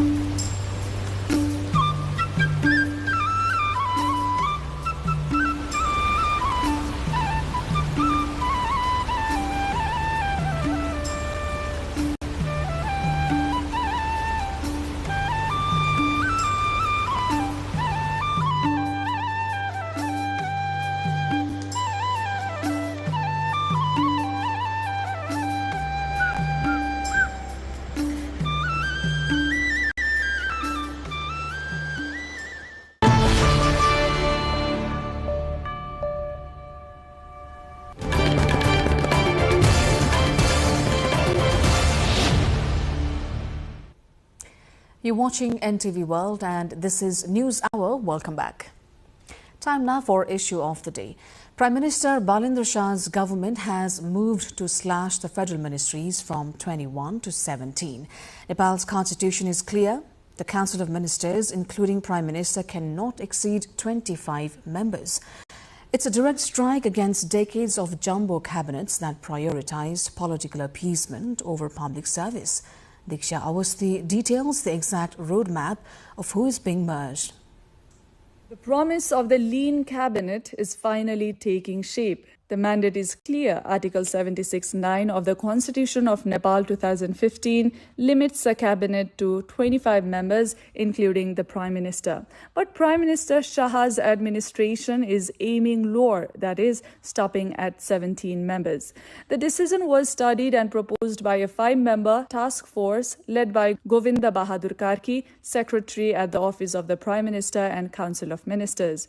The blueprint for the 17-ministry model includes these primary consolidations. The following 4 ministries will cease to exist as independent entities: Youth and Sports, Water Supply and Sanitation, Urban Development, and Federal Affairs and General Administration. Education, Science and Technology will merge with Sports to form the new Ministry of Education and Sports. The Youth, Social Security and Health sectors will be combined with the Ministry of Women, Children and Senior Citizens to create the Ministry of Gender Equality and Social Development. Sanitation is being separated from its traditional pairing with Water Supply and will now move under the Health Ministry. The Water Supply and Urban Development will be observed into the current Ministry of Physical Infrastructure, which will be renamed the Integrated Ministry of Physical Infrastructure. Plans to shift transport out of the physical infrastructure domain will be integrated with the labor sector. And information technology and poverty alleviation will be directly under the Prime Minister's office for more streamlined execution. Agriculture and livestock development will integrate with land management and cooperatives. Industry, commerce and supplies will merge with tourism and civil aviation into a Ministry of Economy and Tourism.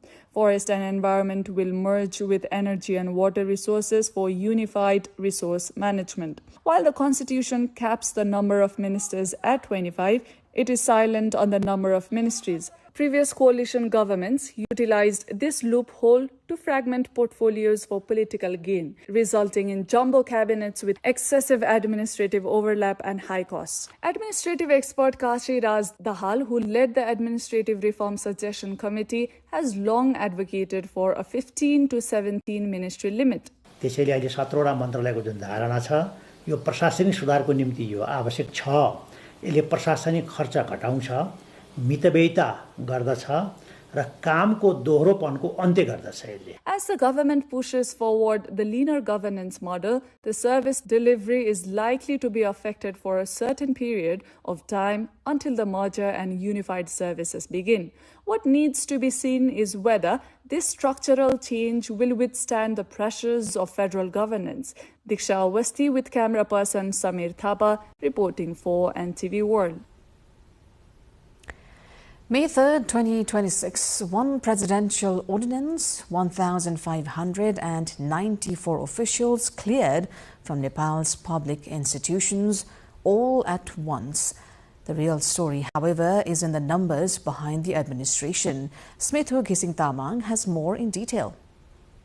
Nepal currently has little over 86,000 registered civil employees across all 3 tiers of government. But the government's own estimate says it needs nearly 144,000 posts to function properly. That's a gap of over 57,000 positions, meaning Nepal is running its administration at roughly 60% capacity. Of those 86,485, 47.8% serve at the federal level, 37.1% at the local level, and just 15.2% at the provincial level, even though provinces carry significant devolved responsibilities. Nepal's civil service runs on 15 levels. At the very top, the Chief Secretary, level 15, the senior-most civil employee in the country. Below that, secretaries at level 14. Level 13 is a brand new position, the additional secretary, just created by the new Civil Service Act to fill a gap in the command chain. Then 665 joint secretaries at level 12, 3,078 under-secretaries below them,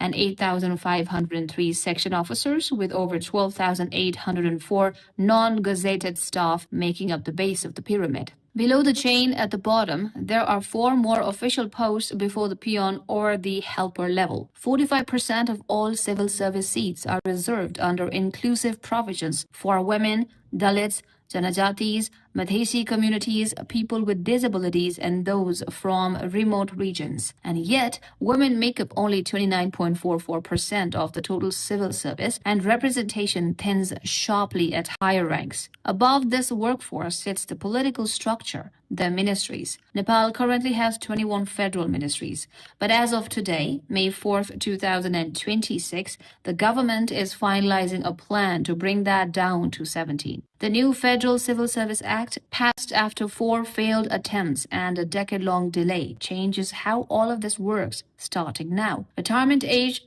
going up to 60 from 58 years, phased in gradually over 2 fiscal years. Cooling off period, 2 years, no civil employee can move directly from retirement into a constitutional or diplomatic appointment. Entry rules.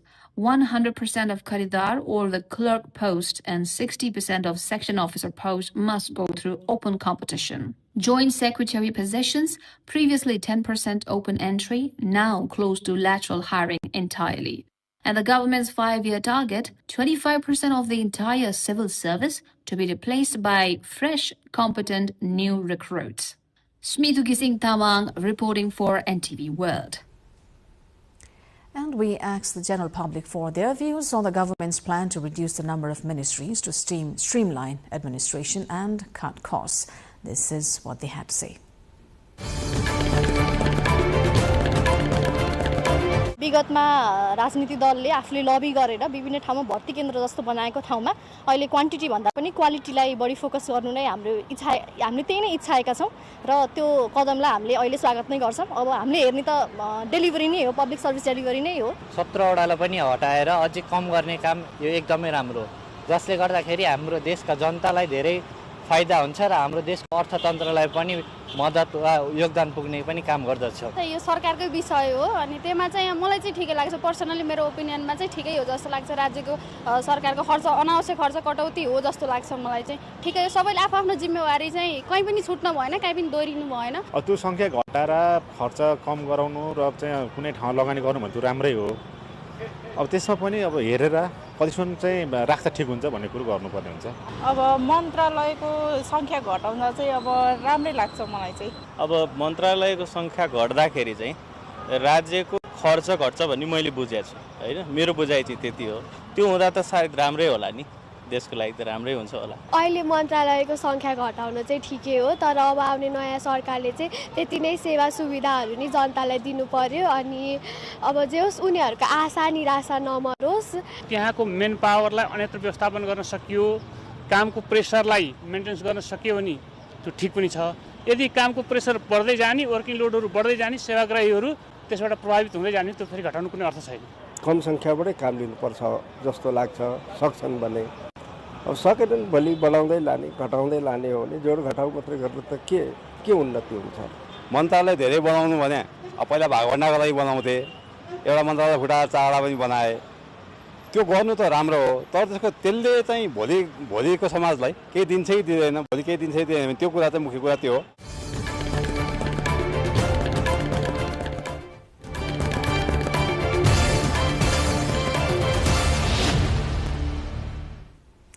That wraps up our issue of the day. Now, Finance Minister Swarnim Wagle promises a reform-driven, business-friendly budget as the government looks to put the private sector at the heart of economic growth. In Sudar Pashchim province, sluggish budget spending raises concerns over delayed development and end-of-year financial pressure. Our cover story when we come back.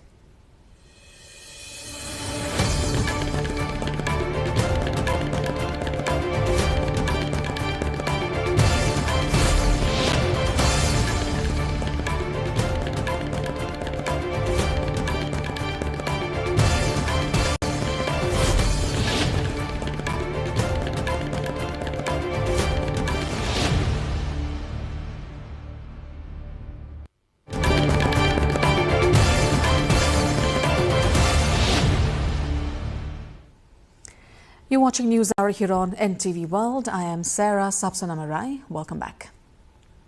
Finance Minister Dr. Swarnim Wagle has pledged a bold and forward-looking national budget aimed at restoring economic confidence and accelerating growth in the coming fiscal year. Speaking at the annual general meeting of the Federation of Nepali Chambers of Commerce and Industry, the Finance Minister said private sector will be placed at the center of Nepal's economic strategy as a key driver of investment, employment and overall development.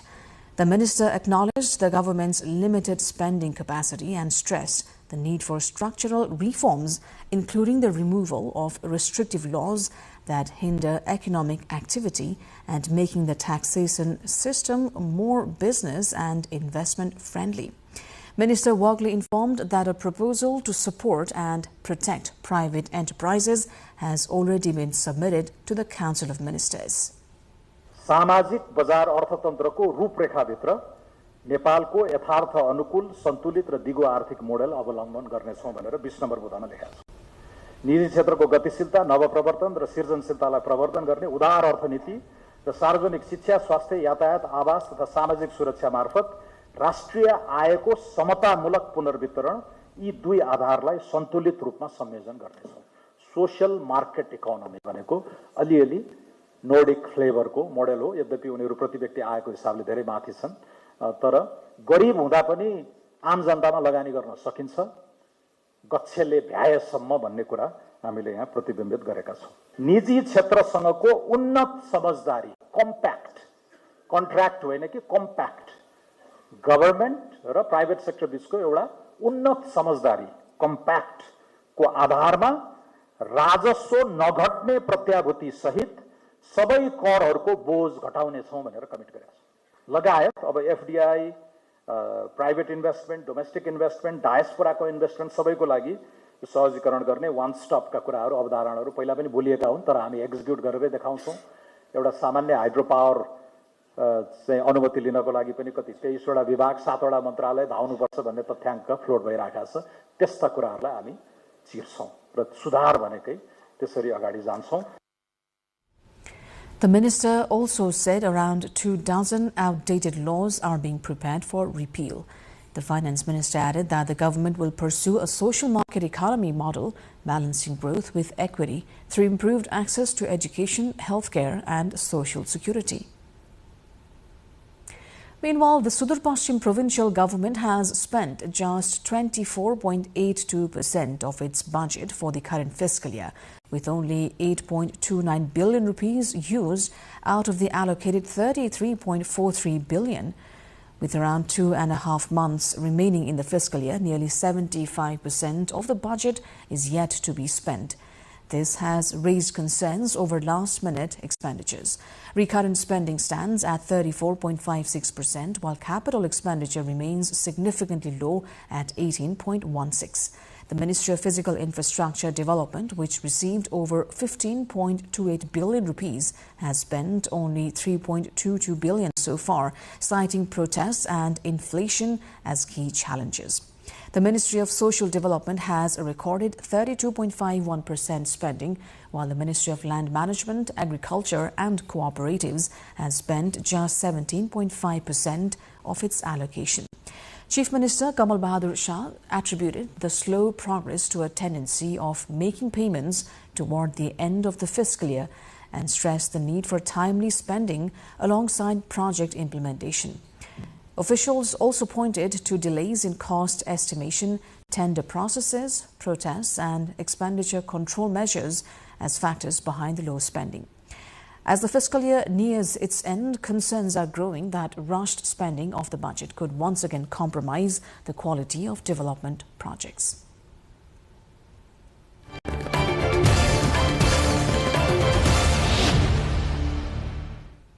That wraps up our cover story of the day. On to other news. Authorities conducting a money laundering investigation have carried out coordinated raids at the residence and offices of Bagmati Province Chief Minister Indra Bahadur Bania.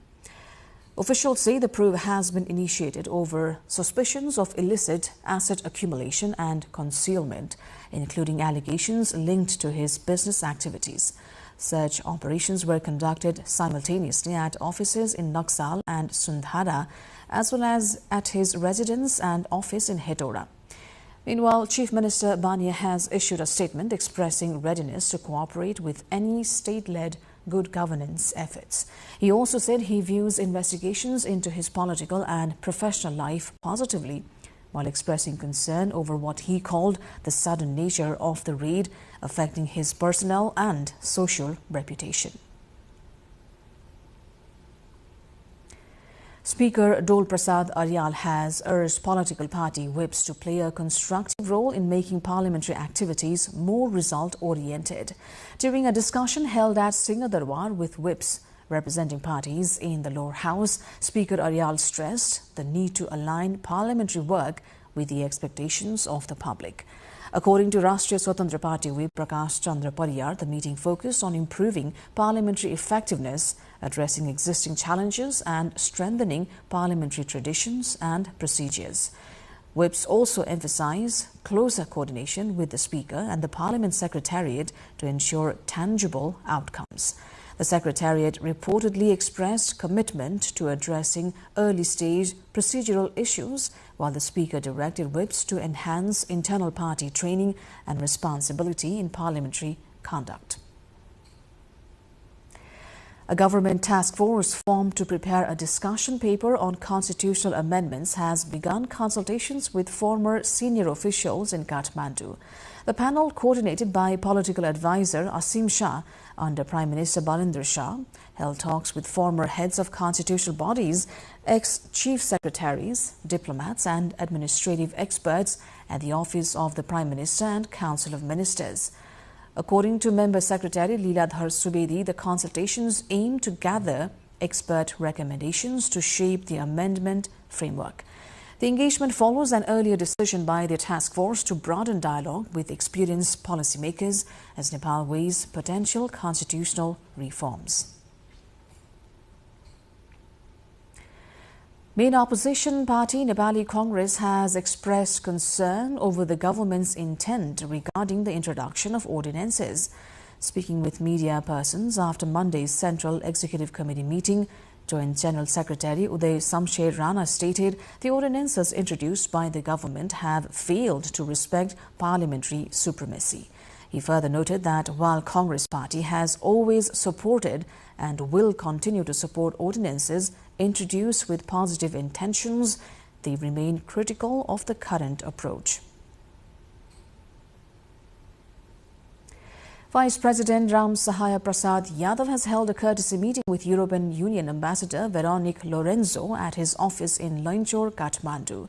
During the meeting, the two sides discussed various aspects of Nepal-EU relations, focusing on strengthening bilateral cooperation. The Vice President expressed satisfaction over the long-standing friendly ties between Nepal and the EU since 1974. Also emphasized Nepal's strong commitment to the partnership. He also highlighted Nepal's desire for direct air connectivity with Europe and called for constructive support in lifting EU's ban on Nepali airlines. Ambassador Lorenzo reaffirmed the European Union's continued commitment to further strengthening relations with Nepal. Now, in the steep cliffs of northern Dhading of central Nepal, locals risk their lives scaling dangerous rock faces to harvest wild honey, a rare Himalayan product known for its medicinal properties. The risky cliff-based collection, once a seasonal tradition, is now increasingly driven by its high market value and growing international demand. Vijeta Bhandari, along with our local correspondent Shiva Silwal, reports for NTV World. Wild honey hunting in northern Dhading of central Nepal is increasingly becoming a source of income as rising demand and high prices push locals to turn the traditional practice into a profession. In Ganga Jamuna and Khanyabas rural municipalities of the district, residents collect wild honey twice a year, from mid-October to mid-December and again from mid-April to mid-June, scaling steep cliffs and venturing into remote forests in groups. The honey produced by the cliff bees in Nepal is also often referred to as mad honey, a rare type produced by the Himalayan bees that feed on rhododendron flowers. It is valued in small quantities for its medicinal properties, which has driven strong demand in niche markets and invited much international interest. While collecting the honey was once observed as a seasonal festival in Dhading, it is now seen more as a lucrative money-making activity. Youths form groups to go to remote areas of the jungle and cliffs to collect the honey. They use local resources and means and partake in this highly risky job of honey collection. The reward seems well worth the risk, however, as the cliff bee honey sells for around 3,000 Nepali rupees per kilogram in local markets, making it a lucrative activity in a region with limited economic opportunities. एउटै मौरीले अनुकूल season मिल्यो भने यसको चाहिँ 8-10 KG एउटै मौरीबाट निकाल्दो रहेछ। यसपालि पोहोर साल 13 वटा आएको थियो।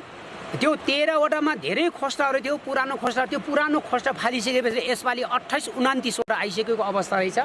त्यसपछि हामीले यसलाई अहिले काट्ने क्रम जारी छ। Locals say the income has encouraged more people to take part, with the collected honey shared among the group members and then sold in the market. The practice, deeply rooted in local culture, is now evolving into a livelihood strategy. The activity is also beginning to attract attention as a potential tourism draw, with visitors drawn to both the dramatic cliff harvesting process and the uniqueness of the product. Community members believe that promoting wild honey hunting as a managed festival or attraction could support tourism and boost the local economy. Vijeta Bhandari, along with correspondent Shiva Silwal, reporting for NTV World.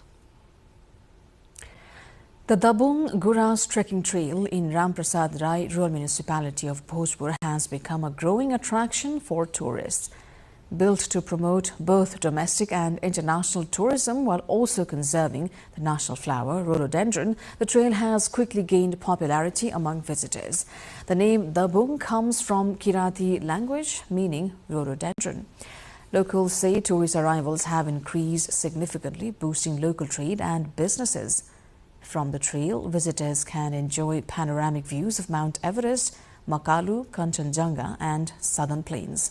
The rural municipality plans to further develop the area as part of an internal tourism circuit and connect it to other religious and tourist destinations.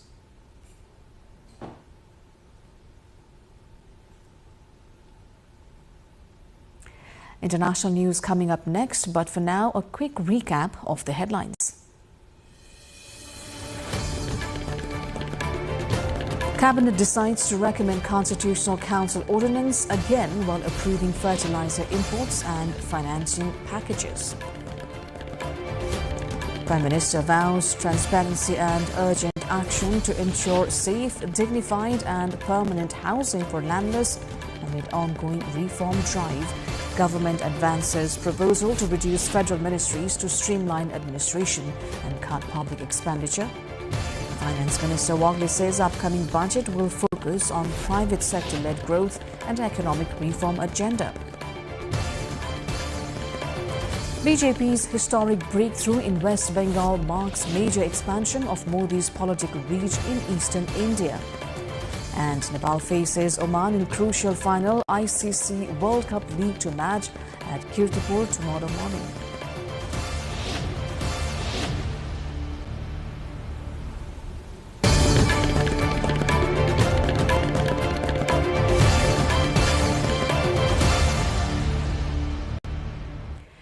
Tensions have escalated sharply in the Middle East as conflicting claims emerge over incidents in the Strait of Hormuz. The U.S. military has denied Iranian state media reports alleging that an American warship was struck while attempting to enter the waterway. Iran's media, meanwhile, circulated an audio message attributed to the Islamic Revolutionary Guard Corps, warning that the strait remains closed, raising concerns over further disruption to global shipping. Around 20,000 seafarers aboard roughly 2,000 vessels are reportedly stranded amid ongoing instability linked to the wider conflict that began earlier this year. Adding to the volatility, the United Arab Emirates has said a tanker linked to its state oil company has been hit in the same area, while oil markets remain under pressure amid fears of prolonged supply disruption. On the diplomatic front, Iran's foreign ministry has said priority remains ending the war, urging the U.S. to scale back its demands as negotiations stay stalled. Meanwhile, the UAE minister who heads the state oil giant has said his country's shock decision to leave Saudi-dominated OPEC is not targeted at anyone.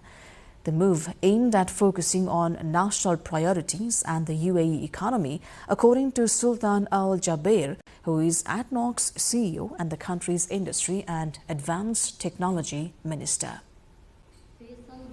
هذا قرار استراتيجي ومدروس يعكس إمكانياتنا وثقتنا بقدرتنا على بناء اقتصاد أكثر تنوعا وطموحنا لمستقبل أفضل.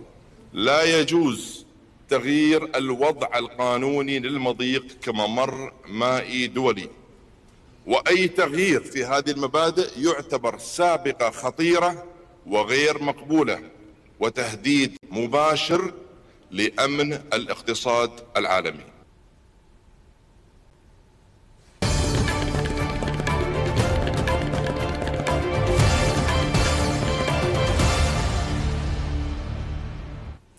Business news lined up next. For now, a short breather.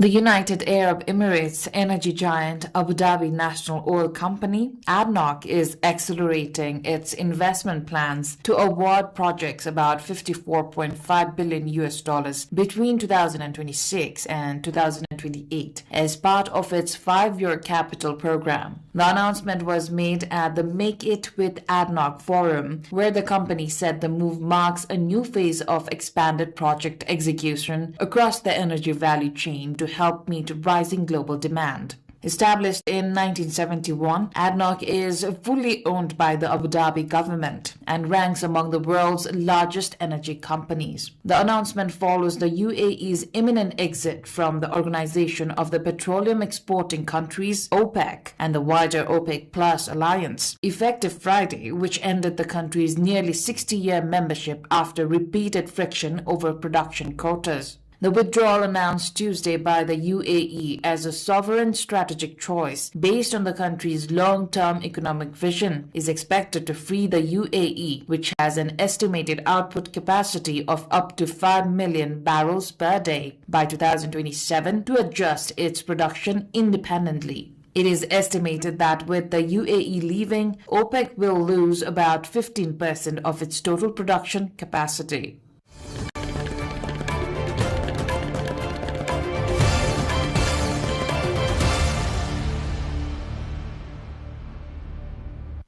Germany's fertilizer industry is experiencing supply pressure following disruptions linked to the Iran conflict and the closure of the Strait of Hormuz, a key global shipping route. SKW Piesteritz, Germany's largest producer of urea, reports efforts to offset global supply shortfalls in fertilizer inputs. The company expects higher revenue this year, although it cautions that projections remain uncertain due to continued market volatility. Rising fertilizer costs are also affecting agricultural producers, with farmers reporting financial strain linked to increased input prices. It is said continued instability in energy and shipping routes could further tighten global fertilizer supply chains in the coming months.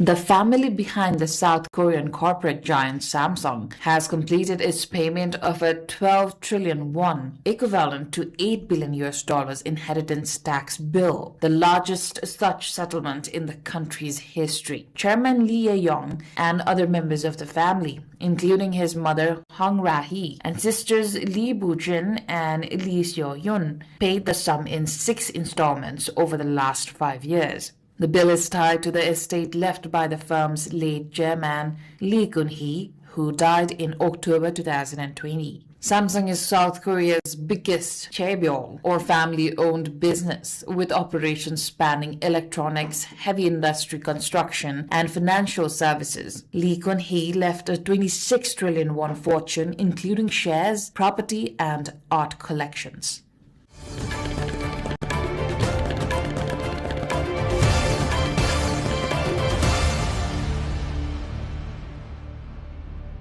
Chinese-made smart clothing has stood out at the 3rd phase of the 139th China Import and Export Fair, also known as the Canton Fair, winning over overseas buyers with stylish designs and user-friendly technologies. The 3rd phase of the fair, running for May 1 to 5, focuses on toys, maternity and childcare products, home textiles, stationery, as well as health and leisure goods. An exhibition zone dedicated to functional and technological fabrics is available during this period. Smart apparel such as jackets with heating functions, outdoor workwear that changes color in response to UV intensity, and bamboo-based fabrics blended with coffee charcoal additives are attracting overseas buyers thanks to their comfort and eco-friendly benefits. Established in 1957, the Canton Fair takes place twice a year in South China's Guangzhou city. It is the longest running of several comprehensive international trade events in China, and it has been hailed as the barometer of China's foreign trade.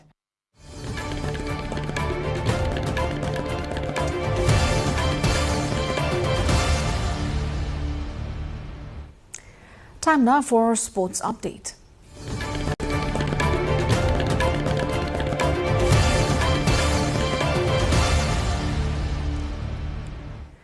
Real Madrid defeated Espanyol 2-0 to ensure Barcelona must wait for the La Liga title, which it could seal in El Clasico next Sunday. Real's victory over Espanyol means it avoids the dilemma of whether it would give Barca a guard of honor as champions before the game. Barca needs only a draw at Nou Camp against its old rivals to be crowned champions.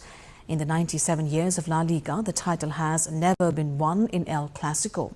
Barca is 11 points above Real and could break the record for the biggest title-winning margin in history, which stands at 15 points from their 2012-13 triumph. Real Madrid is facing only its second season without a trophy since 2009-10, having also failed to win anything in 2020-21.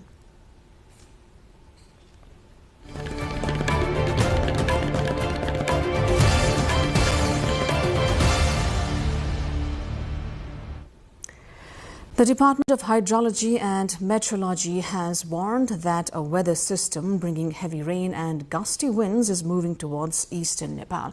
Several provinces, including Bagmati and Madhesh, are already experiencing rainfall, with thunderstorms reported in some areas. Authorities say the system will remain active throughout the week. Now the weather details from across Nepal and then the world.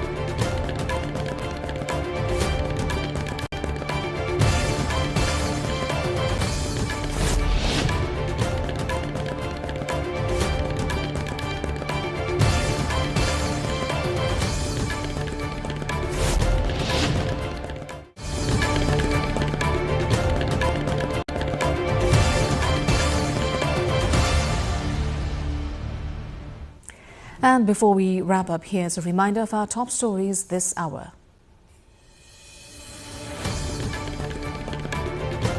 Cabinet decides to recommend Constitutional Council ordinance again while approving fertilizer imports and financing packages. Prime Minister vows transparency and urgent action to ensure safe, dignified and permanent housing for the landless amid ongoing reform drive. Government advances proposal to reduce federal ministries to streamline administration and cut public expenditure. Finance Minister Wagley says upcoming budget will focus on private sector-led growth and economic reform agenda. BJP's historic breakthrough in West Bengal marks major expansion of Modi's political reach in eastern India. And Nepal faces Oman in crucial final ICC World Cup League 2 match at Kirtipur tomorrow morning.